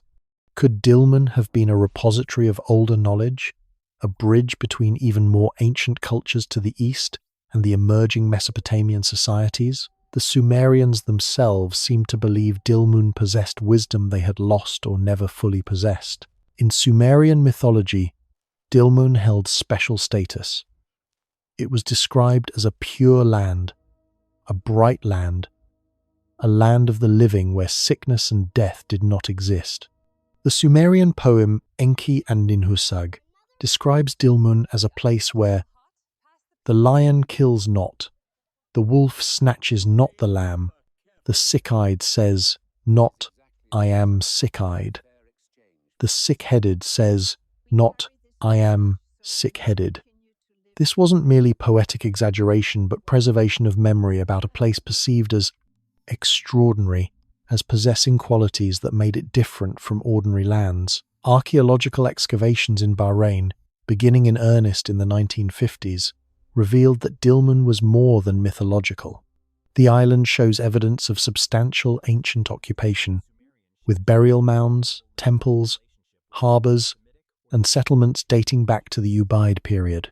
Most remarkably, Dilmun appears to have been a major trading hub, a nexus connecting Mesopotamia with the Indus Valley civilization, facilitating exchange of goods, ideas, and probably knowledge across the entire region. The burial mounds of Bahrain number in the tens of thousands. Some estimates suggest over 170,000 individual tumuli covering portions of the island. These aren't simple graves but sophisticated structures, many containing multiple chambers, elaborate grave goods, and evidence of complex burial rituals. The scale of this necropolis suggests Dilmun was a sacred burial ground for a much larger population, a place where people from distant regions brought their dead, perhaps because of beliefs about the island's spiritual significance. The trade goods found at Dilmun sites reveal its connectivity: Mesopotamian pottery, Indus Valley seals, beads from the Iranian coast, copper from Oman, shells from the Gulf, carnelian from India. All of this passed through Dilmun ports, making the island a clearinghouse for the entire region's commercial networks. But trade means more than goods. It means contact between cultures, exchange of information, transmission of technologies, and probably sharing of knowledge systems. Dilmun possessed substantial copper working facilities. The smelting sites and slag heaps indicate large-scale production, suggesting the island was a major source of the metal that was crucial for Mesopotamian civilization. Copper tools, weapons, and ritual objects found throughout Sumer show metallurgical sophistication that required specialized knowledge. Was Dilmun where this knowledge originated, or at least where it was centralized and distributed? Did Mesopotamian smiths travel to Dilmun to learn techniques, or did Dilmun craftsmen travel to Mesopotamia carrying their expertise? The Sumerian texts describe Dilmun as the place where Enki organized the world, establishing the divine order that governed civilization. In the poem Enki and the World Order, Dilmun receives special attention as Enki sets up trade routes, establishes agricultural practices, and organizes social structures. This mythological role as a place of primordial organization might preserve historical memory of Dilmun's actual function as a commercial and cultural hub where Mesopotamian civilization's economic foundations were established. Most intriguingly, some texts describe Dilmun as existing before certain Mesopotamian cities, suggesting it represented older traditions, knowledge that predated Sumerian urban development. If Dilmun had continuous occupation going back to Ubaid times or earlier, it might indeed have preserved cultural practices, religious traditions, or technical knowledge that was lost or transformed in Mesopotamia during the upheavals associated with the flood period and subsequent reorganizations. The geographic position of Dilmun is crucial. It sits at the entrance to the Persian Gulf, controlling maritime access between Mesopotamia and the Indian Ocean. At times of lower sea levels during the end of the Ice Age, Dilmun would have been positioned differently relative to the coastline, perhaps serving as a refuge for populations fleeing the rising waters that were drowning the Persian Gulf Valley. It might have been where survivors of coastal cultures gathered, preserving their maritime knowledge, their trade networks, their cultural traditions, then serving as a transmission point, reintroducing that knowledge to Mesopotamia as new societies formed in the south. The connection between Dilmun and the Indus Valley is particularly significant. Across the Persian Gulf and down the coastline, another ancient civilization flourished along the Indus River, Harappa and Mohenjo-Daro. Cities displaying urban planning more sophisticated than Sumer's, with standardized brick sizes, advanced sewage systems, and mysterious undeciphered writing. The Indus Valley civilization emerged around 5,300 years ago, slightly later than the first Sumerian cities, yet its material culture suggests it drew from different sources, or perhaps represented parallel development from a common ancestor. Trade goods from the Indus Valley have been found in Mesopotamia, and vice versa, confirming extensive contact. Could both civilizations have been inheriting and adapting knowledge from an even older maritime culture that linked the entire region before being lost to rising sea levels at the end of the last ice age? The Indus Valley cities reveal urban planning that exceeds anything found in contemporary Mesopotamia. Streets laid out in precise grids, with standardized widths and right-angle intersections, buildings constructed from bricks of uniform size, suggesting centralized production, or at minimum standardized templates shared across vast distances. Sophisticated drainage systems running beneath streets, carrying waste away from residential areas, with inspection hatches for maintenance engineering sophistication that wouldn't be matched in most of the world for millennia. The writing system of the Indus Valley remains undeciphered, appearing on thousands of seals and pottery fragments, but never in the kind of extensive texts that allowed scholars to crack cuneiform or hieroglyphics. The script consists of symbols, perhaps 400 to 600 distinct signs, arranged in short sequences, typically on seals that were probably used for administrative or commercial purposes. The brevity of most inscriptions makes decipherment extraordinarily difficult, leaving the language, content, and purpose of these texts mysterious. Yet the standardization of the seals themselves suggests sophisticated administrative systems. The seals show remarkable consistency in size, shape, and artistic style across sites hundreds of kilometers apart, implying either strong central authority or deeply shared cultural norms. The images carved on the seals often depict animals, bulls, elephants, rhinoceros, tigers, along with mysterious symbols that might be totemic, religious, or administrative markers. Some seals show figures in yogic poses or ritual contexts, suggesting religious traditions that might have parallels or connections to practices elsewhere. The architecture of Indus Valley cities reveals planning on a scale that suggests comprehensive vision implemented across generations. The Great Bath at Mohenjo-Daro, a massive public water facility with waterproof walls, sophisticated drainage, and steps leading down into the pool, indicates both engineering knowledge and social complexity. Public baths require maintenance, administration, and probably ritual significance that justifies their construction. The architectural investment suggests water held cultural importance beyond mere hygiene, echoing the ritual significance of water in Mesopotamian tradition. The trade connections between the Indus Valley and Mesopotamia are well documented. Indus Valley seals have been found in Mesopotamian cities, particularly in contexts dated to around 4,400 to 4,200 years ago. Mesopotamian texts from this period mention a land called Meluha, which most scholars identify with the Indus region, describing trade in timber, semi-precious stones, and other goods.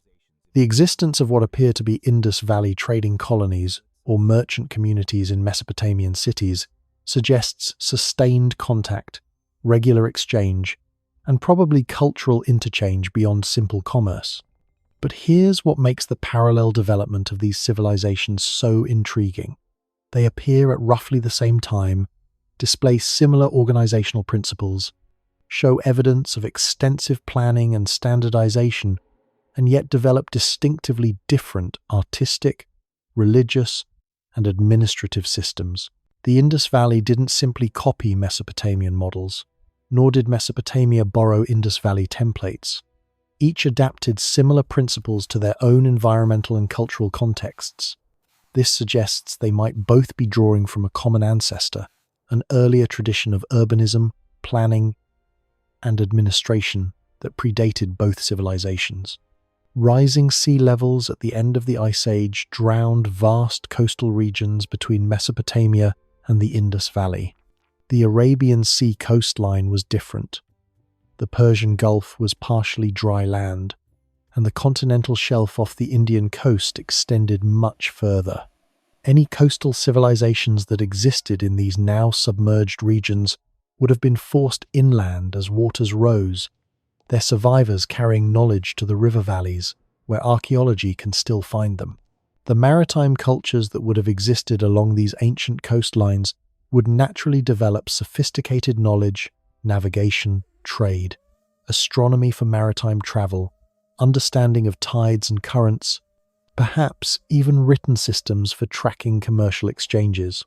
When forced inland, these populations would bring exactly the kinds of knowledge systems we see suddenly appearing in both Mesopotamia and the Indus Valley: urban planning, standardization, administrative systems, trade networks, and astronomical knowledge. The similarity in timing is striking. Both civilizations emerge as fully formed urban societies within a few centuries of each other, both displaying sophistication that seems inconsistent with gradual local development, both positioned along major river systems but showing evidence of maritime contacts. It's as if coastal peoples, displaced by rising seas, chose the nearest major rivers as refuge, the Tigris and Euphrates in one direction, the Indus in the other, and rebuilt their civilization in these new contexts, adapting their knowledge to riverine rather than coastal environments, but maintaining the organizational principles and technical expertise they had developed over millennia along the now drowned coasts. The connection between these distant civilizations becomes even more plausible when we consider what was lost beneath the waves. At the end of the last ice age, approximately 11,700 years ago, global sea levels rose by nearly 400 feet over several millennia, drowning vast coastal regions where human populations would have naturally concentrated. The Persian Gulf was once a fertile river valley. The floor of the Mediterranean was partially exposed land, and much of what is now shallow sea between the Middle East and India was habitable terrain. Any coastal civilizations that existed in these now submerged regions would have left few traces, their settlements deep beneath the waves. Yet this is precisely where we would expect to find evidence of early cultural development along coasts, with access to marine resources and trade routes. Could the sudden appearance of sophisticated knowledge in Sumer represent not innovation but the salvaging of older knowledge by survivors who fled rising waters? Imagine the world 15,000 years ago. At the height of the last glacial maximum, ice sheets miles thick covered much of North America and Europe. So much water was locked in glacial ice that global sea levels stood nearly 400 feet lower than today. The continental shelves, those gently sloping underwater plains that surround most landmasses, were exposed, creating vast territories of habitable land that are now completely submerged. The English Channel was a river valley. The North Sea was a plain where humans hunted and gathered. Indonesia was connected to mainland Asia by a land bridge, and the Persian Gulf was dry land, a river valley through which the combined Tigris and Euphrates flowed for hundreds of miles before reaching the actual coastline far to the south. This submerged Persian Gulf valley would have been prime human habitat, a river valley with reliable fresh water, fertile soils from regular flooding, access to both terrestrial and marine resources. Any populations living there would have been well positioned to develop sophisticated cultures. River valleys encourage settlement, agriculture, and the accumulation of knowledge across generations. The stable food supplies allow specialization, the development of crafts, the maintenance of astronomical observations, the creation of social complexity. Then the ice began to melt.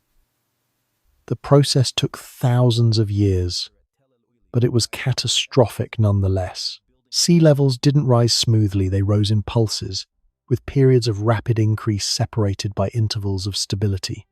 Around 14,600 years ago, a massive pulse of meltwater entered the oceans, raising sea levels perhaps 16 to 26 feet in less than 500 years.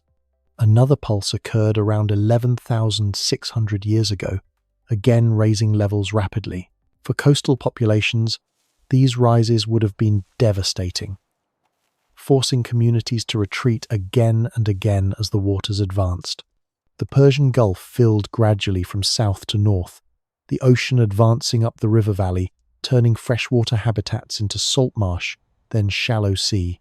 Communities that had existed for generations, perhaps millennia, would have been forced to migrate.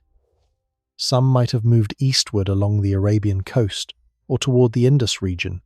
Others would have fled northward up the river valleys, eventually settling in what became southern Mesopotamia. These migrations would have occurred over many generations. But the knowledge accumulated along the coasts would have traveled with the refugees.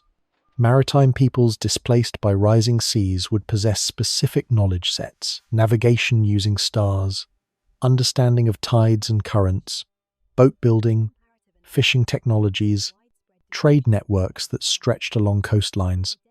They would also have developed social complexity necessary for coordinating large-scale resource extraction and distribution.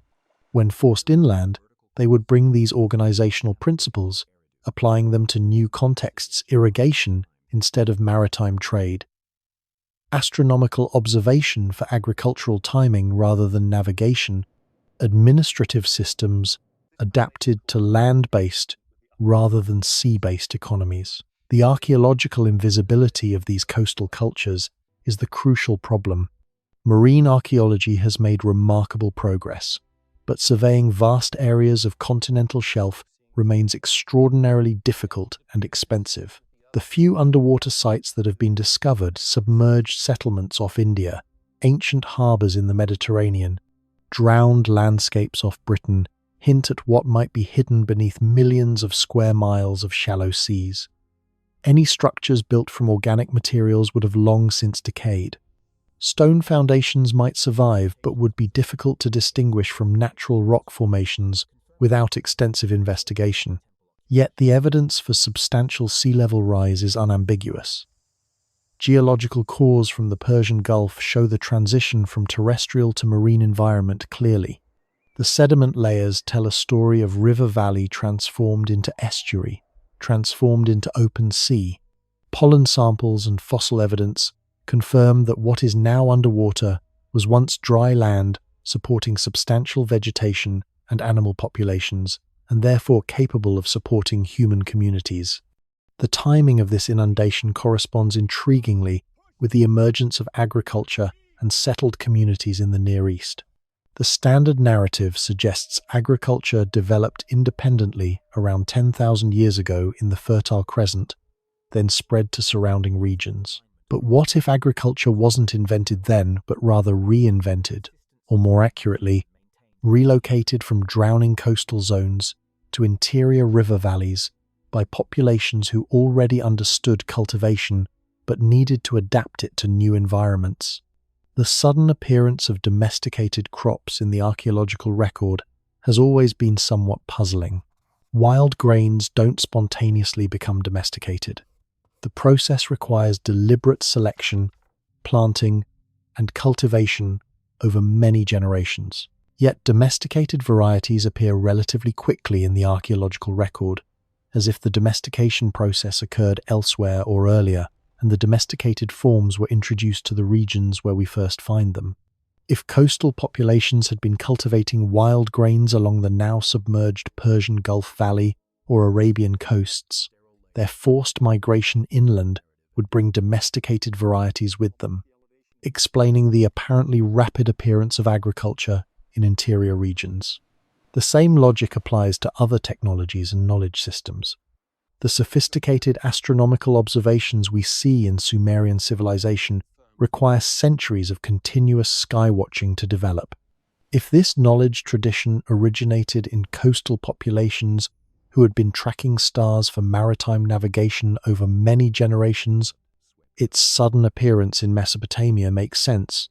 It wasn't developed there, but imported by immigrants who brought their knowledge with them. The organizational principles evident in Sumerian urban planning, the administrative systems that managed irrigation and trade, the mathematical frameworks optimized for astronomical calculation, all of these could represent adaptations of knowledge systems developed elsewhere, modified for new contexts, but retaining their fundamental structures. The linguistic diversity that once existed along these coastal regions is completely lost. Languages die without leaving traces unless they're written down, and writing developed long after the coastlines were drowned. Sumerian status as a linguistic isolate might reflect exactly this pattern, the last survivor of a language family whose other members were spoken by coastal populations that didn't survive, or whose speakers were absorbed into other linguistic communities. The sophistication of Sumerian when it first appears in writing suggests centuries of prior development that could have occurred along the Persian Gulf coasts before those lands were inundated. What's remarkable is that Mesopotamian tradition itself seems to preserve memory of this pattern. The Apkallu emerging from the sea, the importance of Dilmun as a sacred eastern land, Enki as god of the sweet waters beneath the earth. These aren't arbitrary mythological inventions, but potentially encode actual cultural memory of coastal origins, of knowledge coming from places associated with water, of civilization's foundations being laid in regions that were later lost. And the knowledge that survived this catastrophic displacement wasn't merely practical, it was cosmic in scale. One of the most puzzling aspects of ancient Mesopotamian astronomy is its apparent awareness of precession, the slow wobble of Earth's axis that causes the position of the celestial poles to shift over a cycle of approximately 25,772 years. Detecting precession requires precise astronomical observations maintained continuously over thousands of years. The Sumerians and their successors possessed this knowledge, dividing the precession cycle into 12 ages corresponding to zodiacal constellations. How could a civilization that existed for only 3,000 years detect and measure an astronomical phenomenon requiring 10 times that span to observe? The mathematics and observational frameworks they used suggest inheritance from a much older tradition of sky-watching, one that may have tracked the heavens through multiple catastrophic disruptions. Precession is subtle. The shift in stellar positions amounts to about 1 degree every 72 years, barely detectable within a human lifetime. To recognize this movement as a systematic phenomenon rather than observational error requires comparing records across centuries, maintaining consistent observational techniques, and possessing mathematical frameworks sophisticated enough to extrapolate long-term trends from short-term data.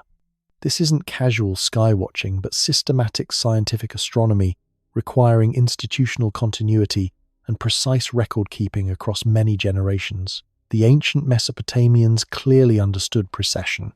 Their astronomical texts describe the movement of the vernal equinox, the point where the sun crosses the celestial equator at spring through different constellations over time. They divided the full precession cycle into 12 segments of approximately 2,160 years each, corresponding to the zodiacal constellations. The concept of the Age of Taurus or Age of Aries derives from this ancient understanding that the position of the vernal equinox slowly shifts through the zodiac due to precession. But here's the problem. Sumerian civilization existed for roughly 3,000 years in its recognizable form, from about 3,500 to about 1,800 years before the Common Era. Even if we extend the timeline to include the Ubaid period, we're talking about perhaps 5,000 years of continuous cultural tradition in southern Mesopotamia. Detecting precession requires observations spanning much longer periods at minimum, several centuries, to confirm the pattern is systematic rather than random variation. To measure the full cycle and understand its periodicity would require observations spanning thousands of years, ideally the full 25,000-year cycle, or at least a substantial fraction of it. The Mesopotamians couldn't have generated this knowledge themselves within their historical time frame. They must have inherited it from earlier observers who had been tracking the stars for much longer. But who were these earlier astronomers?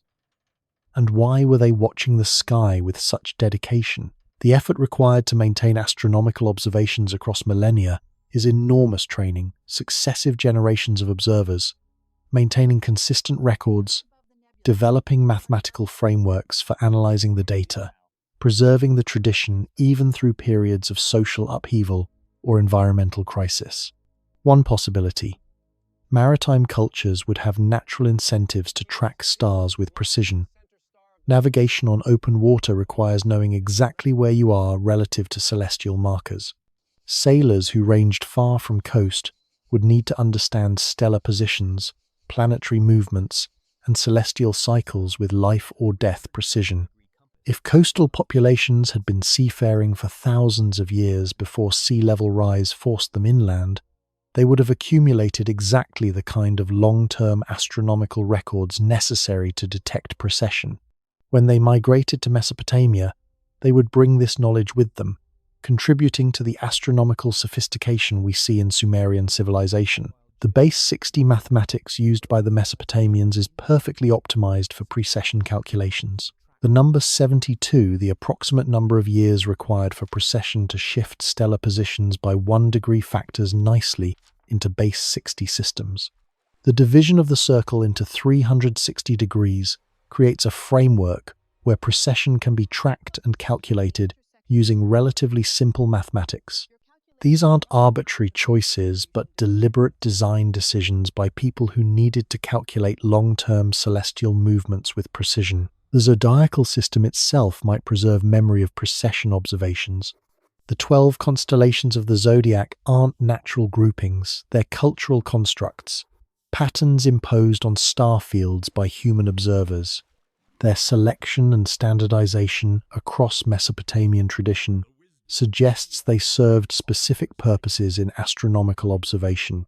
Dividing the precession cycle into 12 ages creates a framework where each age corresponds to roughly 2,160 years, a span long enough to be meaningful in terms of celestial changes, but short enough that records might be maintained across it. This division might represent actual observational experience, with astronomers noting that the vernal equinox shifted from one constellation to another over periods that corresponded to this time frame. The precession knowledge also appears in Egyptian tradition, where the slow shift of stellar positions over time was apparently understood by pyramid builders who aligned structures to stellar positions with precision that required compensation for precession. The fact that both Mesopotamian and Egyptian traditions possess this knowledge independently suggests either parallel development over thousands of years or inheritance from a common source, an earlier astronomical tradition that predated both civilizations and was transmitted to each through different routes. Some researchers have controversially suggested that certain ancient monuments encode precession knowledge in their structures. The Great Sphinx, supposedly facing the constellation Leo during the Age of Leo thousands of years before, conventional Egyptian chronology, or various temples aligning to stellar positions that would have been significant during much earlier epochs. While these claims remain disputed, they point to a pattern worth considering. Ancient cultures seem consistently to have possessed astronomical knowledge that their supposed chronological span shouldn't allow them to develop. The possibility emerges of a deep time tradition of astronomical observation, one that survived catastrophic disruptions through careful preservation of knowledge. If sky-watching cultures existed during the Ice Age, they would have tracked stars for perhaps 15,000 years before the climate changes and sea level rises that marked the transition to our current interglacial. That's more than half of a complete precession cycle. Plenty of time to detect the phenomenon, measure its rate, and understand its periodic nature. When these cultures were disrupted by environmental catastrophe, survivors who preserved their astronomical knowledge would carry it to new regions where it would be adapted and continued by successor civilizations like Sumer and Egypt. But astronomical knowledge wasn't the only information encoded for long-term preservation. Throughout Mesopotamia, temples followed remarkably consistent patterns of construction and orientation. Ziggurats aligned to cardinal directions with precision that required sophisticated knowledge of astronomy and surveying. Internal chambers maintained specific proportional relationships that were preserved across centuries. Some researchers have suggested these structures encoded mathematical and astronomical knowledge in their very dimensions, a form of information storage more durable than tablets or oral tradition.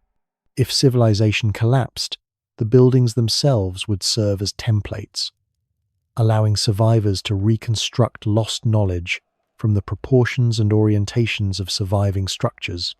Could the obsessive rebuilding of temples on precise locations, following exact specifications, represent a cultural strategy for preserving knowledge through architectural memory? Consider the ziggurat, that distinctive stepped pyramid structure that dominates Mesopotamian sacred architecture. These weren't merely symbolic mountains or stairways to heaven, though they certainly held religious significance.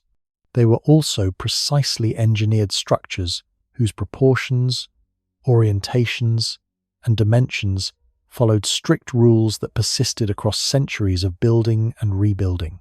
The ziggurat at Ur, reconstructed in the 1970s based on ancient foundations, displays proportional relationships that recur throughout Mesopotamian architecture, specific ratios between height and width, particular angles in the stepping of levels, consistent orientation toward cardinal directions. These consistencies aren't accidental. Building a ziggurat required substantial resources, thousands of laborers, millions of mud bricks, years of construction. No society invests such effort without careful planning. The fact that different ziggurats in different cities built by different rulers across centuries nonetheless follow similar proportional systems suggests these weren't individual architectural choices, but adherence to templates, to sacred specifications that had been established long before and were being faithfully preserved. The orientation of temples and ziggurats reveals astronomical sophistication. Corners aligned to cardinal directions within fractions of a degree, precision that requires understanding of astronomy and sophisticated surveying techniques. Achieving such accuracy in ancient construction means using stellar observations to determine true north, then translating those observations into ground-level alignments using string lines, plumb bobs, and geometric principles. This isn't simple craft knowledge, but mathematical and astronomical expertise applied to practical purposes. Some temples incorporate specific dimensions that encode mathematical constants. The relationship between circumference and diameter, approximations of pi, ratios that appear in geometric constructions. These show up in temple proportions with frequency that suggests deliberate encoding. If these dimensions were standardized and maintained across generations, they would serve as physical representations of mathematical knowledge, literally built into the structure where they would persist even if written records were lost. The Mesopotamians themselves described receiving temple plans from the gods' divine blueprints that had to be followed precisely. The myth of the me, those cultural templates we discussed earlier, explicitly includes temple construction among the knowledge packages given to humanity. This suggests the Mesopotamians understood their architectural traditions as inherited rather than invented. They were following specifications that predated their own civilization, maintaining proportions and orientations whose significance they might not fully understand, but which they recognized as crucial to preserve. This pattern makes sense as a preservation strategy. Writing on clay tablets can be destroyed, fire, flood, or simple neglect can erase textual records. Oral tradition can be corrupted or forgotten over generations. But buildings persist. Stone foundations can survive millennia. Even if a temple is destroyed, its foundations remain, preserving alignments and proportions. Rebuilding on the same spot using the same specifications means the information encoded in the architecture survives across catastrophes that might destroy libraries or disrupt oral transmission. The practice of rebuilding temples directly atop their predecessors, which we saw at Eridu, takes on new significance in this light. Each rebuilding doesn't merely honor tradition, it literally measures and copies the earlier structure, using it as a template, ensuring proportions and alignments are maintained with precision. Even if the builders no longer fully understand why specific dimensions matter, the act of copying preserves the information. The building becomes a teaching tool, a three-dimensional text that can be read by those who understand the language of proportion and alignment. Some researchers have suggested that ancient structures might encode calendrical information dimensions that correspond to astronomical cycles, numbers of steps or chambers that match days in a year or months in a cycle. The Pyramid of Kukulkan at Chichen Itza, for instance, has steps and platforms that supposedly encode Mayan calendar systems. Similar claims have been made about Mesopotamian ziggurats, though proving intentional encoding versus coincidental numerical relationships remains challenging. Still, the principle is sound. Architecture can store information that survives longer than other media. The alignment of structures to specific stellar positions creates an astronomical clock. As precession slowly shifts the positions of stars over centuries, buildings aligned to particular stars gradually fall out of alignment. By measuring the current misalignment and knowing the rate of precession, you can calculate when the building was originally aligned, essentially dating the structure through astronomical means. This also means that builders who understood precession could deliberately create structures that would serve as records of their era, encoding the current stellar positions in stone, so future generations could reconstruct the astronomy of the construction period. The geometric knowledge evident in temple construction is also noteworthy. Creating right angles, measuring distances accurately, ensuring level foundations, calculating the materials needed for specific dimensions. All of this requires mathematical understanding beyond simple counting. The Mesopotamians possessed geometric knowledge that allowed them to solve practical construction problems. And much of this knowledge was probably transmitted through apprenticeship in sacred construction, with each generation of temple builders learning from their predecessors by actually participating in building, rebuilding, and maintaining these structures. This suggests a model of knowledge preservation different from our modern approach. We store information in books, in databases, in distributed digital networks. The ancients built information into physical structures, into ritual practices, into traditional crafts. The knowledge was distributed across multiple preservation mechanisms. Temples encoded astronomical and mathematical information, rituals preserved calendrical and seasonal knowledge, craft traditions maintained technical expertise. This redundancy meant that even if some preservation mechanisms failed, others might survive, allowing partial reconstruction of lost knowledge. The cosmology underlying this approach reveals something profound about how ancient Mesopotamians understood their relationship to knowledge itself. In Sumerian mythology, Namu was the primordial mother goddess, the sea that existed before all else, who gave birth to heaven and earth. Unlike other creation deities who speak worlds into existence, Namu is described in terms suggesting she was not creating from nothing, but rather giving birth to something that already existed in potential form, organizing rather than originating. This concept of a pre-existing primordial state that merely needed organization permeates Mesopotamian cosmology. Could this philosophical stance reflect actual cultural memory of inheriting an organized world, rather than believing they had invented civilization?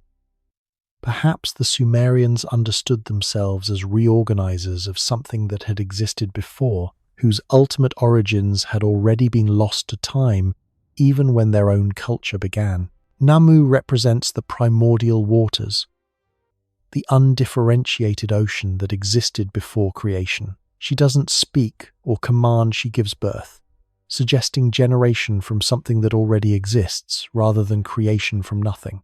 The waters she represents are described as containing all potential, all possibilities, which are then organized and differentiated into the ordered cosmos.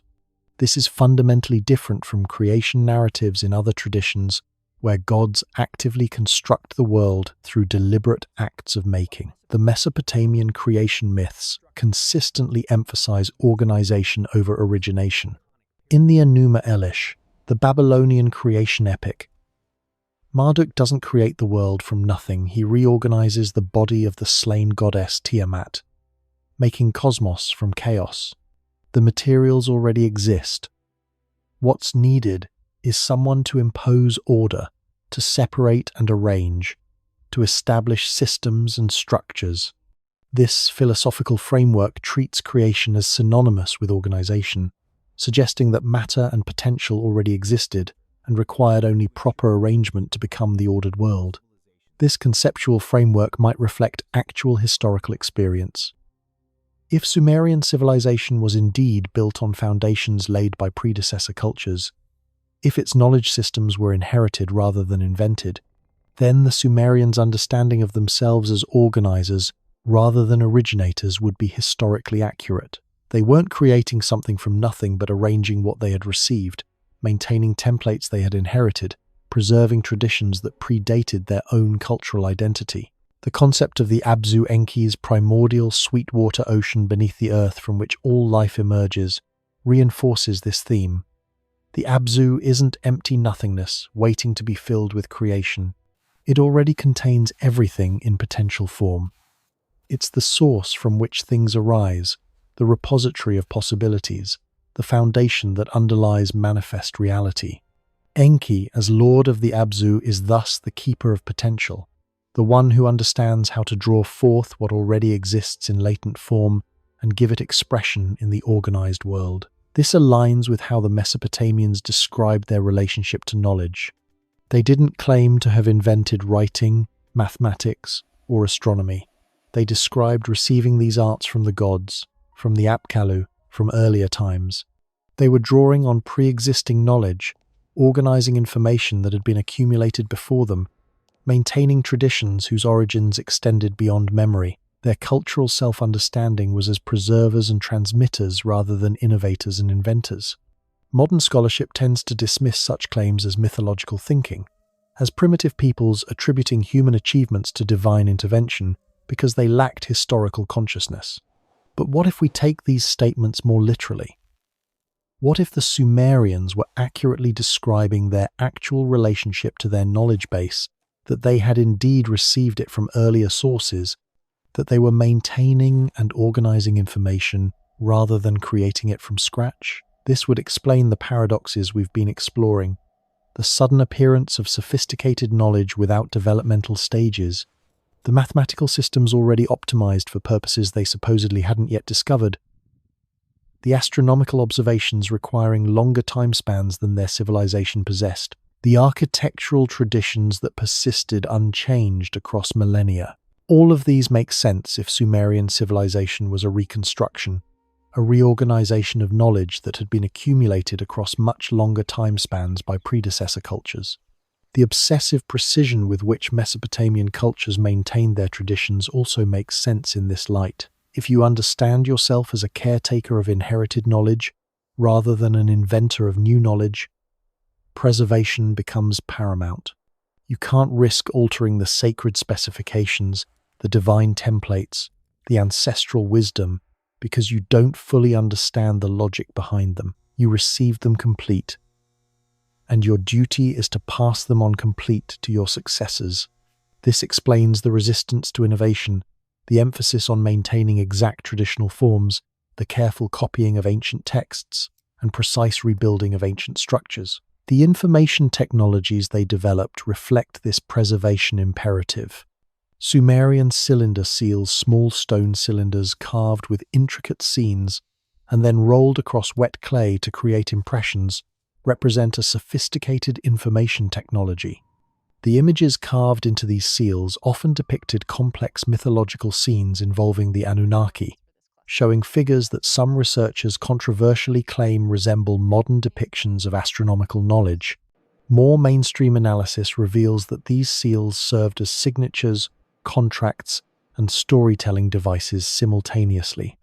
But their sudden appearance, already displaying extraordinary artistic skill and symbolic complexity, suggests they were not a local invention, but rather an imported technology. Could these seals have originated as a method of preserving and transmitting cultural knowledge in compact, durable form, essentially ancient data storage that could survive catastrophe? Cylinder seals appear in the archaeological record around 3,400 years before the Common Era, already fully developed as both artistic and administrative technology. These weren't crude early attempts at seal making, but sophisticated miniature sculptures, carved with remarkable precision on hard stone serpentine, hematite, carnelian, lapis lazuli. The carving required specialized tools and extraordinary skill to render detailed scenes in reverse on cylindrical surfaces, ensuring the impressions would read correctly when rolled onto clay. The images carved into seals were remarkably consistent in their iconography across vast distances and long time spans. Certain scenes recur repeatedly, figures facing each other across a stylized tree or plant, supplicants approaching seated deities, mythological narratives involving specific gods, animals in particular arrangements, symbols whose meanings remain partially mysterious. This standardization suggests these weren't random artistic choices, but a shared symbolic language, a visual vocabulary understood across Mesopotamian culture and probably beyond. The seals served multiple functions simultaneously. Rolled across wet clay sealing jars, doors, or containers, they provided tamper-evident security. Any attempt to open the sealed item would break the clay and destroy the seal impression. Rolled onto legal documents or administrative records, they served as signatures, with each person's unique seal verifying their identity and agreement. The impressions left behind recorded not just who, but sometimes what narrative scenes that might document the nature of the transaction or contract being sealed. But the seals also told stories. The mythological scenes weren't merely decorative, they depicted specific narratives from Mesopotamian mythology, showing the relationships between gods, illustrating cosmic events, portraying ritual practices. A person familiar with the myths could read a seal impression like a compressed text, understanding the story being referenced through the visual shorthand of which figures appeared in which arrangements with which symbols. This made seals a form of narrative compression, encoding complex information in visual form that could be understood by those who knew how to read the symbolic language.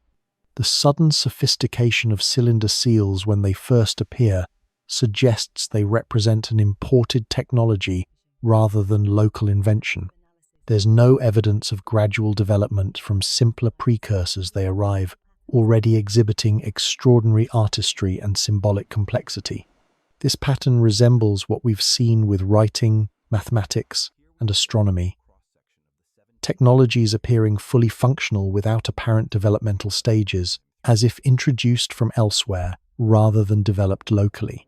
Where might cylinder seals have originated? Some researchers suggest connections to stamp seals used in earlier periods in Anatolia and the Levant. These were flat seals pressed into clay rather than rolled.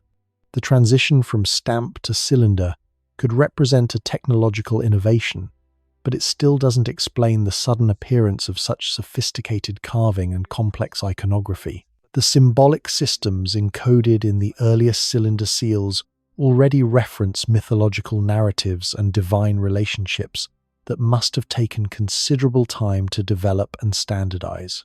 Could cylinder seals have been a deliberate information preservation technology?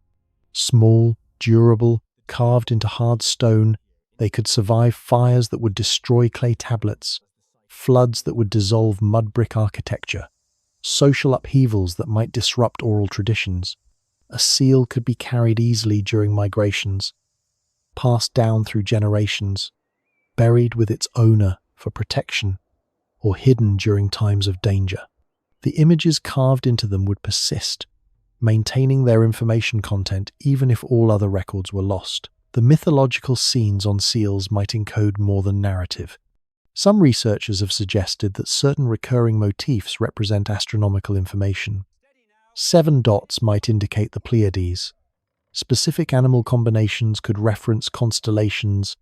The geometric arrangements of figures might preserve proportional relationships with mathematical significance. While such claims often venture into speculative territory, the principle is sound. Complex visual images can encode multiple layers of meaning, serving as data compression that preserves information in forms that survive across time and cultural change. The use of seals also created an automatic preservation system. Every time a seal was rolled, it created a copy of the information it contained. Thousands of seal impressions survive in the archaeological record, far more than actual seals, because clay tablets bearing impressions were sometimes baked or survived in conditions where the original seals did not. This means the information encoded in seals was being redundantly copied every time they were used for their practical purposes, creating distributed storage that increased the likelihood of preservation across catastrophe. The Mesopotamians themselves seemed to understand seals as carriers of something more than just identification. Personal seals were treasured possessions, often buried with their owners, passed down as inheritances, given as diplomatic gifts. The choice of imagery for a seal wasn't casual, but reflected the owner's identity, profession, religious devotion, or social status. Kings commissioned elaborate seals, whose iconography asserted their divine right to rule. Priests used seals depicting their patron deities. Merchants chose symbols related to their trade. The seal became an extension of the person, a crystallization of their identity and authority in durable, portable form. This technology, compact, durable, redundantly copied through normal use, encoding complex information in visual form, represents exactly what you'd want for preserving knowledge across catastrophic disruption. If a civilization anticipated collapse or understood that knowledge could be lost, developing seal technology would be a rational strategy. The information survives even if texts are destroyed, even if oral traditions are disrupted, even if the original meanings are partially forgotten. Someone in the future, discovering the seals or their impressions, could attempt to decode their meanings, recovering at least fragments of the lost knowledge. The preservation strategies encoded in seals, temples, and rituals all point to cultures that understood knowledge could be lost.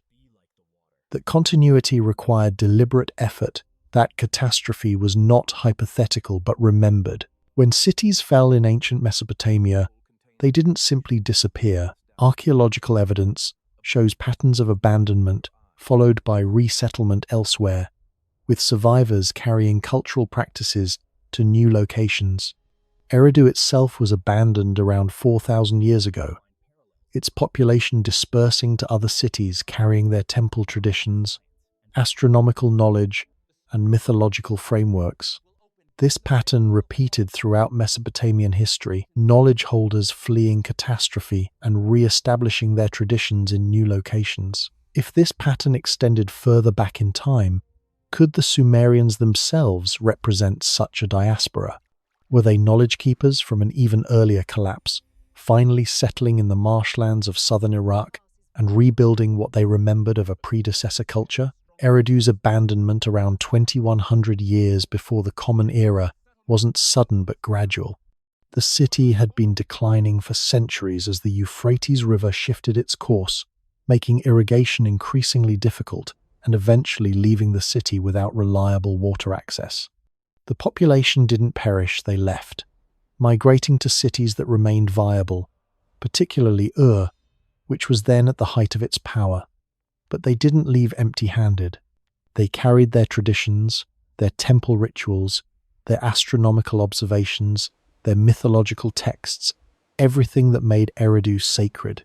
Archaeological evidence shows that when Eridu's population dispersed, elements of their religious practices appeared in other cities. The cult of Enki, which had been centered at Eridu, established shrines and temples elsewhere. The astronomical observations maintained by Eridu's priests continued at other locations, with the records showing no interruption despite the geographical displacement. The mythological texts that positioned Eridu as the first city, the place where kingship descended from heaven, were copied and preserved by scribes in cities that had displaced it as centers of power. The knowledge survived the city's abandonment because people deliberately carried it forward. This pattern of preservation through diaspora repeats throughout Mesopotamian history. When was sacked around 2004 years before the Common Era, its priests and scribes fled to Babylon and other cities, carrying their temple traditions with them. When Babylon itself fell to various conquerors, its scholars dispersed throughout the Near East, establishing schools and libraries in new locations, ensuring Mesopotamian knowledge survived in new contexts. The persistence of cuneiform writing for nearly 3,000 years, long after the original Sumerian language had died, reflects this pattern. Knowledge holders maintaining traditions because they understood these traditions connected them to something important, something that shouldn't be allowed to disappear. If we extend this pattern backward in time, the Sumerians themselves might represent exactly such a diaspora.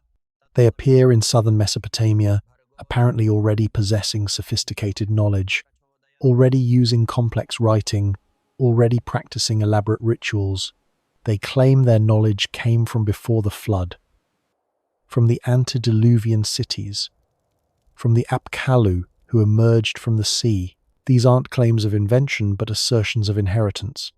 The Sumerians position themselves as preservers of older traditions, maintainers of knowledge passed down from earlier times. Where did they come from before settling in Sumer?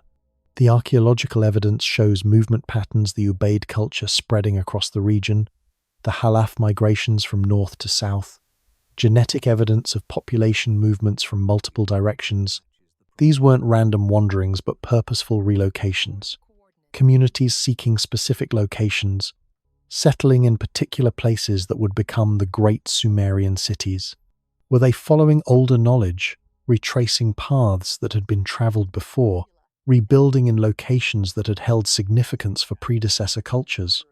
The marshlands of southern Iraq, where Sumerian civilization flourished, might have been a refuge zone, a place where survivors of earlier catastrophes gathered because the environment provided protection and resources. The extensive reed marshes would have offered concealment, abundant food sources, and water transport routes. For populations fleeing disaster, whether environmental catastrophe, conflict, or social collapse, the marshes would be ideal destinations. If multiple waves of refugees arrived over centuries or millennia, each bringing their own knowledge traditions, the eventual synthesis in Sumer would incorporate elements from various sources, explaining the cultural complexity that appears so suddenly in the archaeological record. The Sumerian self-understanding as exiles or refugees might be encoded in their mythology. The descriptions of kingship descending from heaven, of civilization being given rather than developed, of the Anunnaki bringing knowledge from elsewhere, all of this could be mythologized memory of actual displacement, of people arriving in a new land, carrying knowledge from places they could no longer return to. The reverence for antediluvian times, the lists of impossible rains before the flood, the emphasis on maintaining traditions exactly as received, these reflect the psychology of refugee populations who cling to cultural identity precisely because they've lost their original homeland. This pattern of knowledge transmission through displacement has implications for how we understand not just Mesopotamian history but human cultural development generally. If sophisticated knowledge can survive catastrophic disruption through small groups of survivors who carry it to new locations, then the archaeological record becomes much more difficult to interpret. Sudden appearances of complex cultures might not represent local invention but distant inheritance. The absence of developmental sequences might not indicate impossibility, but relocation. The similarities between distant civilizations might reflect not coincidence but actual connections through mobile populations carrying shared knowledge.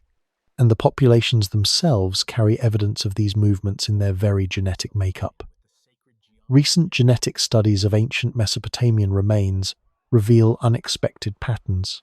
Early Sumerian populations show genetic markers suggesting they were not indigenous to the region, but arrived from elsewhere, possibly the Iranian Plateau or the Caucasus. More intriguingly, there appears to be genetic discontinuity in the region, with new populations replacing or absorbing earlier ones repeatedly throughout the archaeological record. These genetic shifts correspond to cultural changes, suggesting that knowledge transmission in ancient Mesopotamia may have involved actual population movements, waves of people bringing new ideas, or perhaps refugees carrying the remnants of older civilizations.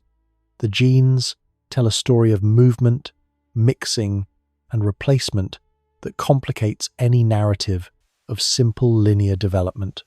The extraction and analysis of ancient DNA from Mesopotamian skeletal remains has only recently become possible with advances in genetic technology. The earliest studies, conducted in the 21st century, revealed that populations in southern Mesopotamia were genetically diverse, showing contributions from multiple source regions. The genetic signatures didn't match simple models of indigenous development, but instead suggested admixture, different populations meeting, interbreeding, and creating genetically diverse descendant communities. The Ubaid populations show genetic connections to peoples of the Iranian highlands and the Caucasus region, suggesting these early inhabitants of southern Mesopotamia had origins to the north and east. But they're not uniform, there's variation suggesting multiple source populations contributed to the Ubaid genetic pool. This matches the archaeological evidence of the Ubaid culture's wide geographical spread, indicating not a single expanding population but a cultural complex that incorporated various groups. The later Sumerian populations show additional genetic components, including contributions from peoples with Arabian connections, suggesting migration from the south or southeast. There's also evidence of gene flow from Levantine populations to the west.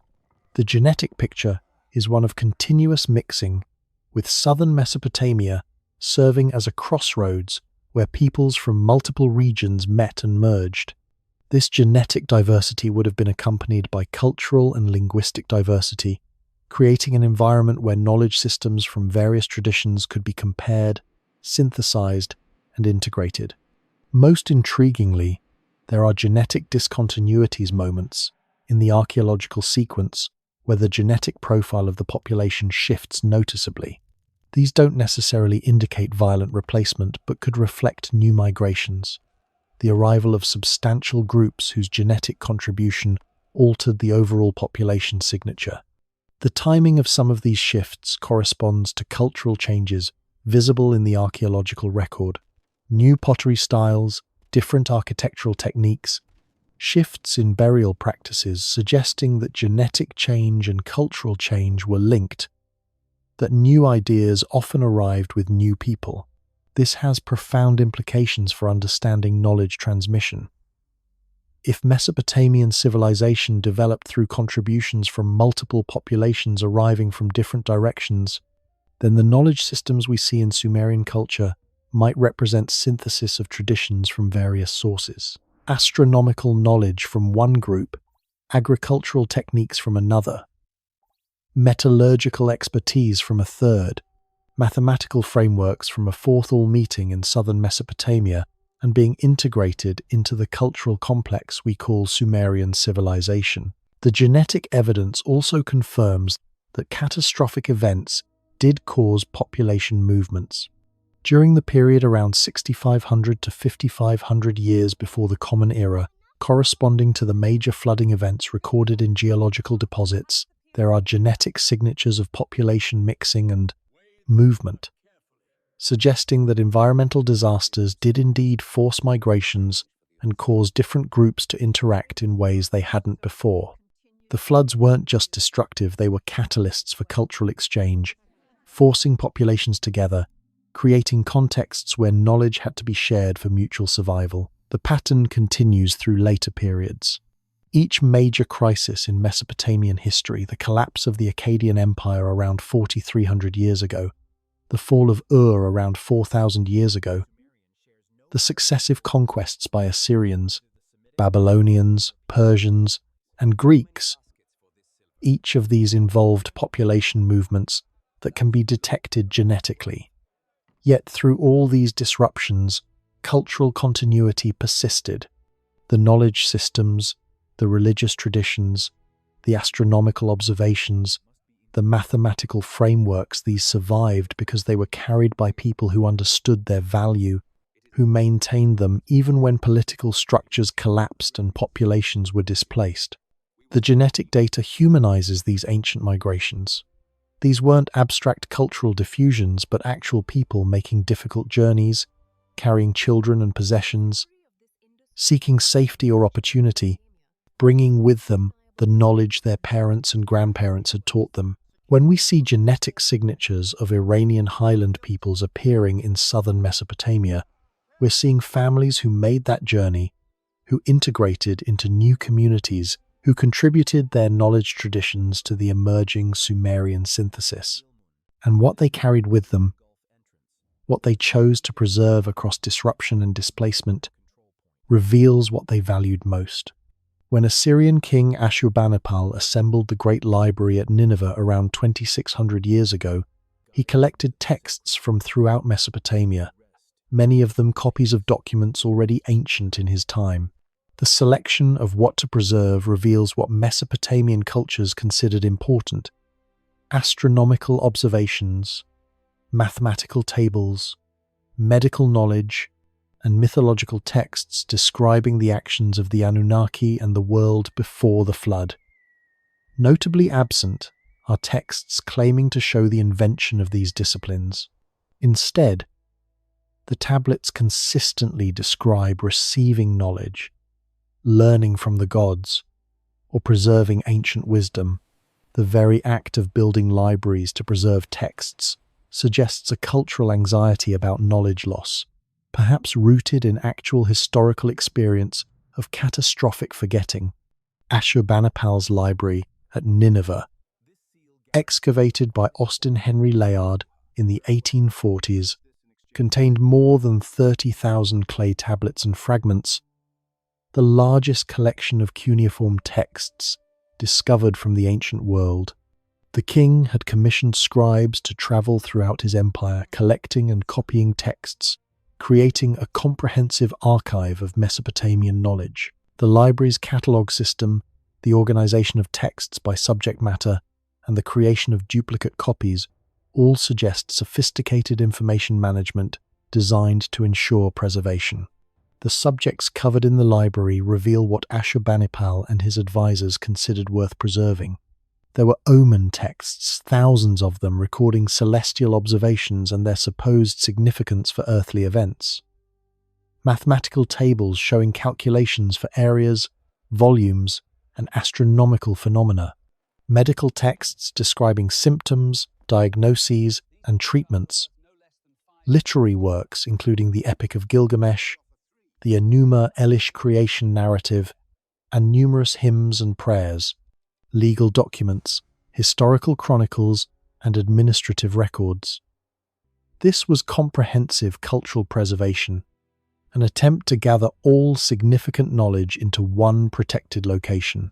But what's most revealing is the tone of these texts. The astronomical observations aren't presented as discoveries, they're records of observations that extend back centuries, maintaining traditions of skywatching whose origins the texts don't claim to know. The mathematical tables aren't derived from first principles, but presented as established knowledge to be learned and applied. The medical texts often invoke divine sources for their treatments, attributing knowledge to gods or ancient sages rather than claiming human invention. Even the literary works are framed as ancient compositions being faithfully copied rather than recent creations. The creation myths deserve particular attention. The Enuma Elish describes the organization of the cosmos from primordial chaos, but it doesn't describe the invention of knowledge. It describes how the gods established order, how they assigned domains and responsibilities, how they created structures that humans would maintain. The Epic of Gilgamesh includes the flood narrative, with Utnapishtim preserving himself and receiving immortality as reward for surviving the catastrophe that destroyed the old world. These aren't stories of progress or innovation, but of preservation, survival, and maintenance of traditions that extend back to before memory.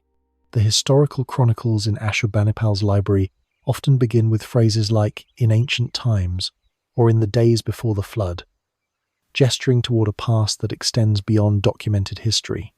The king lists, which Ashurbanipal's scribes carefully copied, include those impossible antediluvian reigns we discussed earlier, preserving numbers that seem absurd yet were considered important enough to maintain in an official archive. This suggests the Mesopotamians weren't simply credulous, but were committed to preserving received traditions, even when they no longer fully understood them. The very existence of the library reveals cultural anxiety about knowledge loss. You don't invest enormous resources in collecting and copying texts unless you're concerned they might otherwise disappear. Ashurbanipal explicitly states in his inscriptions that he's gathering texts that are scattered and damaged, that he's preserving knowledge that's in danger of being lost. This implies awareness of previous losses, memory of times when knowledge had been disrupted or destroyed, determination to prevent such catastrophic forgetting from happening again. And it did happen again. Nineveh was destroyed around 2,612 years before the Common Era, sacked by a coalition of Babylonians and Medes. The library was buried in the rubble, the tablets broken and scattered. Yet paradoxically, this destruction preserved them. The fire that destroyed the palace baked the clay tablets, hardening them so they would survive 2,600 years underground.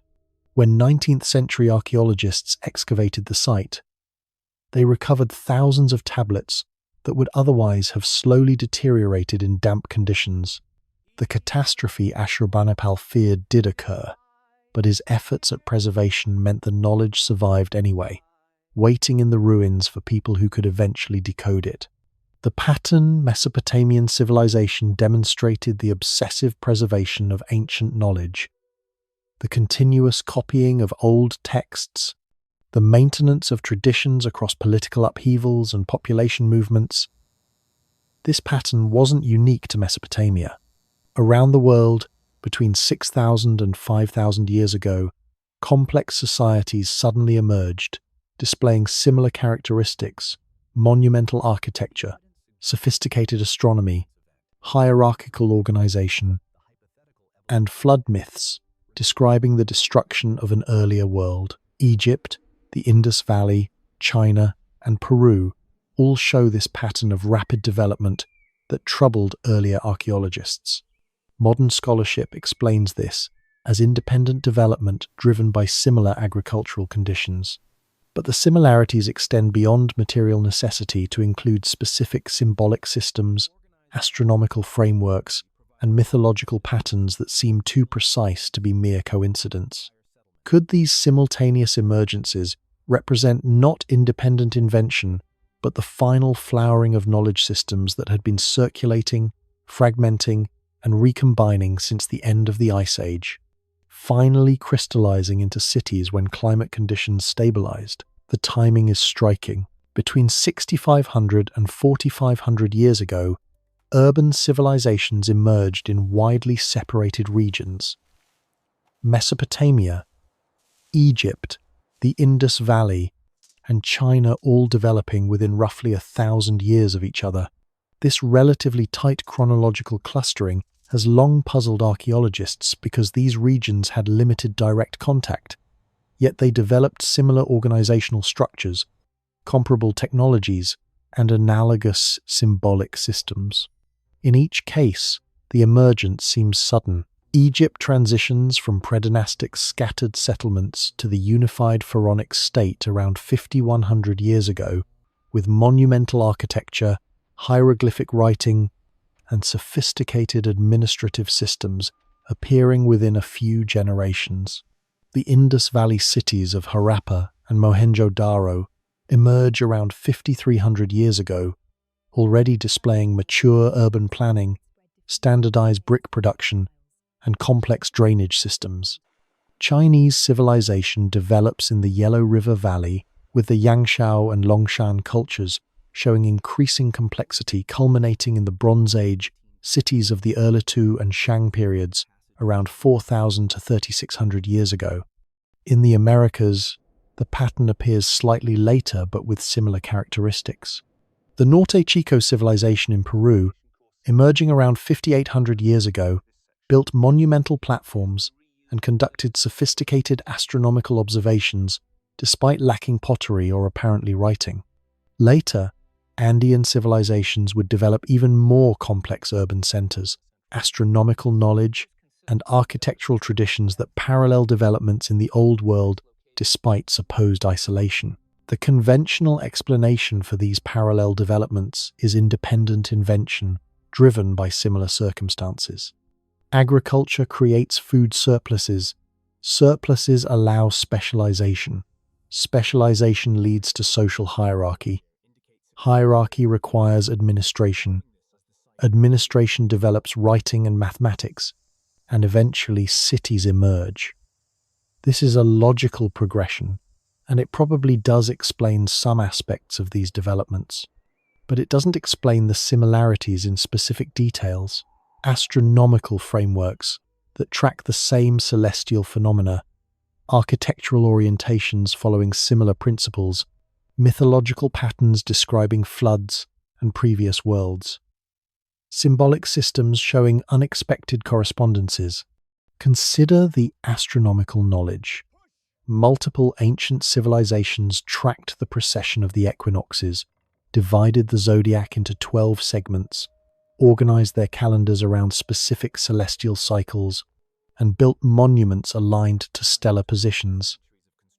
The Egyptians aligned pyramids to stellar north with extraordinary precision. The Chinese tracked planetary movements and eclipse cycles with accuracy comparable to Mesopotamian observations. Mesoamerican cultures developed sophisticated calendrical systems that integrated solar, lunar, and Venusian cycles. These similarities extend beyond simply watching the sky. They involve similar mathematical frameworks, comparable observational techniques, and shared recognition of which celestial phenomena matter most. The flood myths present another puzzle. Cultures around the world preserve narratives of catastrophic floods that destroyed earlier worlds, with survivors preserving knowledge and rebuilding civilization. The details vary, but the core pattern recurs: a great flood as punishment or natural catastrophe. Warnings given to specific individuals, boats, or mountains as means of survival, and afterward a new beginning with survivors carrying forward knowledge from the destroyed world. The universality of flood myths might reflect actual experiences of rising sea levels at the end of the Ice Age, with different populations preserving memories of coastal inundation in mythological form. The architectural parallels are equally intriguing.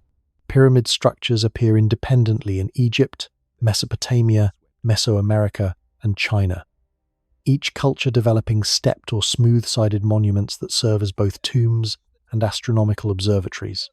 While pyramids are structurally simple and might be independently invented, the similarities extend to details: specific proportional relationships, astronomical alignments, ritual functions, and symbolic meanings that suggest possible deeper connections.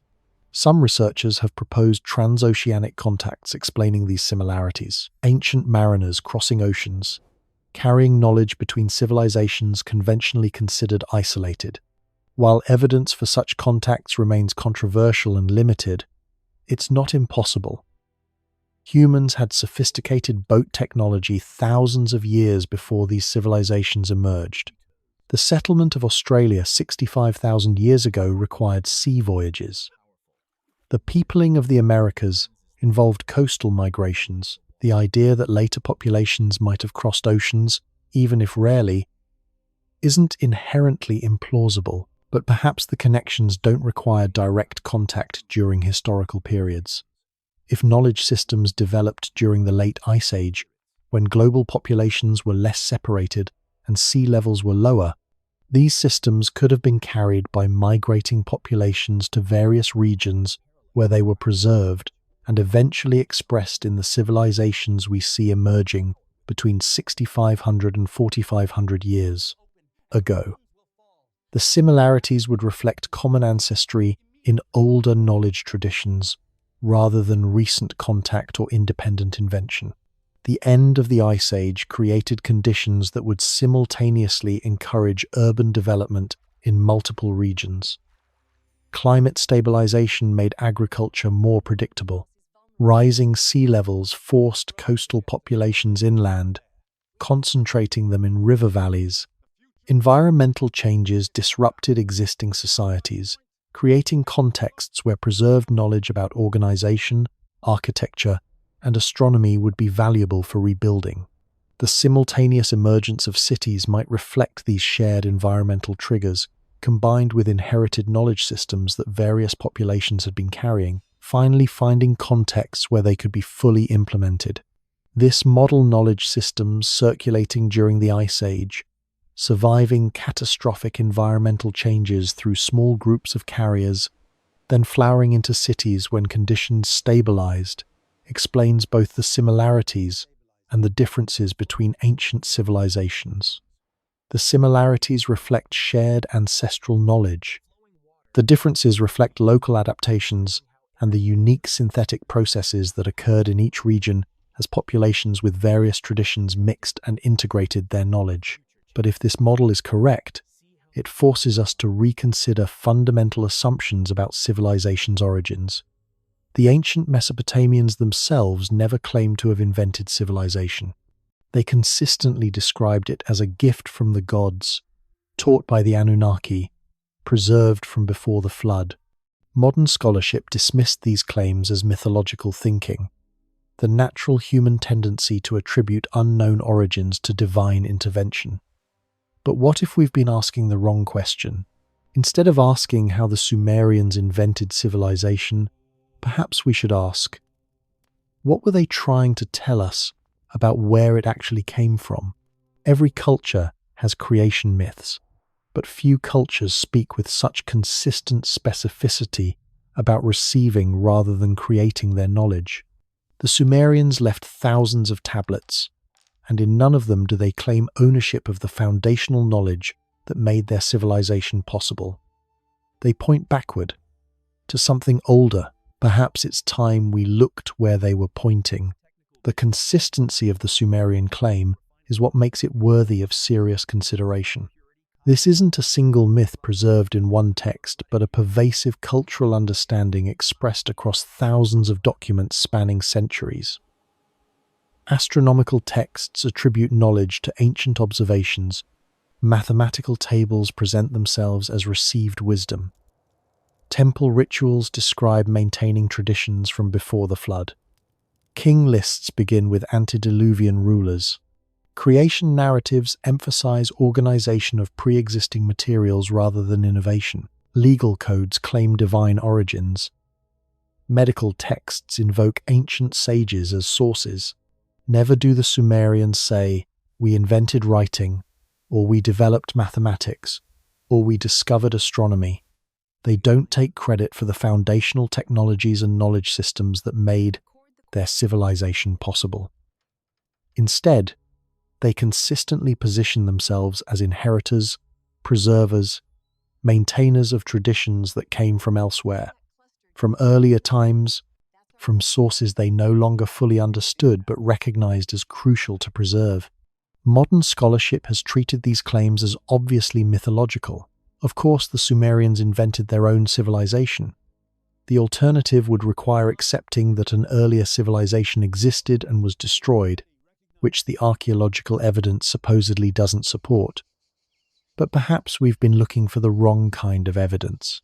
If earlier civilizations were primarily coastal and are now underwater, if knowledge was transmitted through small groups of survivors rather than intact institutional structures, if cultural continuity was maintained through practices whose origins were already forgotten by historical times, then the archaeological signature would be exactly what we see: sudden emergence of sophisticated knowledge without clear local precedents, combined with cultural memories of receiving this knowledge from earlier sources. The flood serves as the dividing line in Mesopotamian consciousness between the knowable and unknowable past. Everything after the flood is history imperfect, fragmentary, but ultimately recoverable through texts and archaeology. Everything before the flood is myth narratives about gods and heroes, impossible chronologies, events that can't be verified. But what if this division reflects actual experience? What if there really was a catastrophic disruption that served as a reset point, that destroyed or dispersed the societies that came before, that forced survivors to rebuild with incomplete knowledge? The flood, whether literal rising waters or metaphor for comprehensive catastrophe, marks the point beyond which direct knowledge was lost and only cultural memory survived. The Sumerians, pointing backward, consistently gesturing toward origins they located in that unknowable pre-flood past, might be accurately describing their relationship to their own knowledge base. They inherited it. They didn't fully understand where it came from. They knew it was important to preserve. They recognized it as older than their own civilization, and they did their best to maintain it, to transmit it, to ensure it survived even as the world around them changed. Our modern dismissal of these claims as mythology might say more about our assumptions than about ancient reality. We expect civilizations to develop gradually, to show clear evolutionary trajectories from simple to complex. When ancient peoples claim otherwise, we assume they're wrong because our model requires them to be wrong. But what if our model is incomplete? What if civilization can develop through multiple pathways, not just gradual evolution, but also catastrophic disruption, followed by reconstruction, not just independent invention, but also inheritance and transmission across long time spans, not just linear progress, but also cycles of rise, collapse, preservation, and renewal? The archaeological evidence, rather than contradicting the Sumerian claims, might actually support them if we interpret it differently. The sudden appearances of sophisticated knowledge, the lack of clear developmental sequences, the similarities between distant cultures, the evidence of population movements and genetic mixing, the pervasive flood myths, the architectural and astronomical knowledge that seems too advanced for its supposed chronological context. All of this becomes comprehensible if we accept that knowledge accumulated across much longer timescales than individual civilizations existed, that it survived catastrophic disruptions through deliberate preservation efforts, and that what we call the birth of civilization might actually represent its reconstruction. The Sumerians, the Egyptians, the Indus Valley peoples, the ancient Chinese perhaps, they weren't inventing civilization but remembering it, recovering it, rebuilding it from fragments preserved by those who survived whatever catastrophes marked the end of the Ice Age. Their gods, those Anunnaki, and their equivalents in other traditions, might be mythologized memories of knowledge keepers, teachers, survivors who possessed information that seemed miraculous because its origins extended back beyond memory into a past that had become inaccessible except through the stories and traditions they maintained. If we take the ancients at their word, if we look where they're pointing, instead of dismissing their gestures as primitive misunderstanding, we see a different picture of our past. We see knowledge as older than we thought, more resilient than we imagined, preserved through catastrophes we're only beginning to reconstruct. We see civilizations not as independent flowerings of human potential, but as part of a longer story, one that extends back beyond the beginning of writing, beyond the foundation of cities, into times we can only glimpse through myth, through architectural enigmas, through genetic traces and geological deposits, and those impossible numbers pressed into clay 5,000 years ago by scribes who were copying texts already ancient when they set stylus to tablet. The Sumerians never asked how they invented civilization because they knew they hadn't. They asked instead how to preserve what they'd received, how to maintain traditions whose origins they could no longer verify, how to ensure that whatever catastrophes might come, some fragment of the knowledge would survive to be discovered, decoded, and perhaps understood by whoever came after. In their obsessive copying of ancient texts, their precise rebuilding of ancient temples, their careful maintenance of astronomical observations, their preservation of impossible chronologies in all of this, they were asking us to remember that knowledge is fragile, that forgetting is easy, that the story of who we are might be much older and stranger than the evidence easily reveals.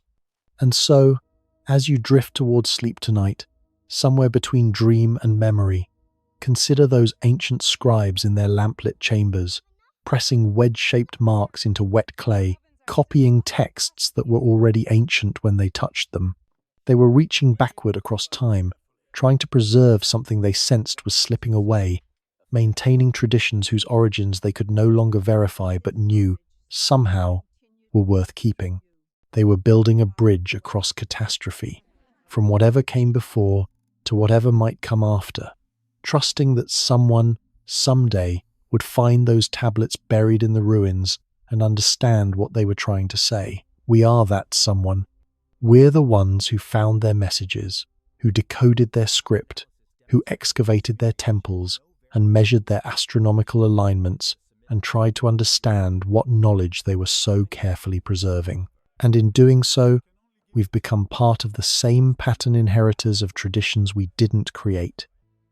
Keepers of knowledge whose origins extend beyond what we can fully comprehend, links in a chain that stretches back into a past more complex and ancient than our models easily accommodate. The temples rest in desert silence now, their mud brick walls slowly returning to the earth they were made from. The tablets sit in museum cases behind protective glass, their cuneiform marks still holding questions we're only beginning to ask properly. The stars those ancient astronomers tracked so carefully still wheel overhead, unchanged by our forgetting, patient as they've always been. And beneath the Persian Gulf, beneath the Mediterranean, beneath all the drowned coastlines where the Ice Age ended and the waters rose, whatever came before remains hidden, waiting, perhaps, for us to be ready to look for it without demanding it conform to stories we've already decided must be true. You're connected to them across all this time, to the survivors who fled rising waters, to the knowledge keepers who maintained traditions through catastrophe, to the scribes who copied ancient texts by lamplight, to everyone who ever looked up at the night sky and wondered what those lights meant and why they moved the way they did. You're part of the same human story of watching, wondering, trying to understand, and most importantly, trying to remember. So let yourself drift now into the same darkness those ancient astronomers watched, under the same stars they tracked with such intensity, carrying forward the same human capacity to preserve, to question, to reach across time toward understanding. The ancient world will still be here, patient in its ruins. When you wake, its questions will wait, its mysteries will endure. For now, rest.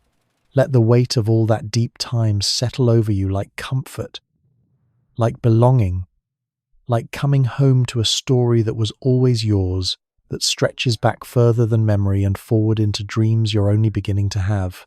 Sleep now. The past is patient. The future can wait. This moment, drifting between them, is yours.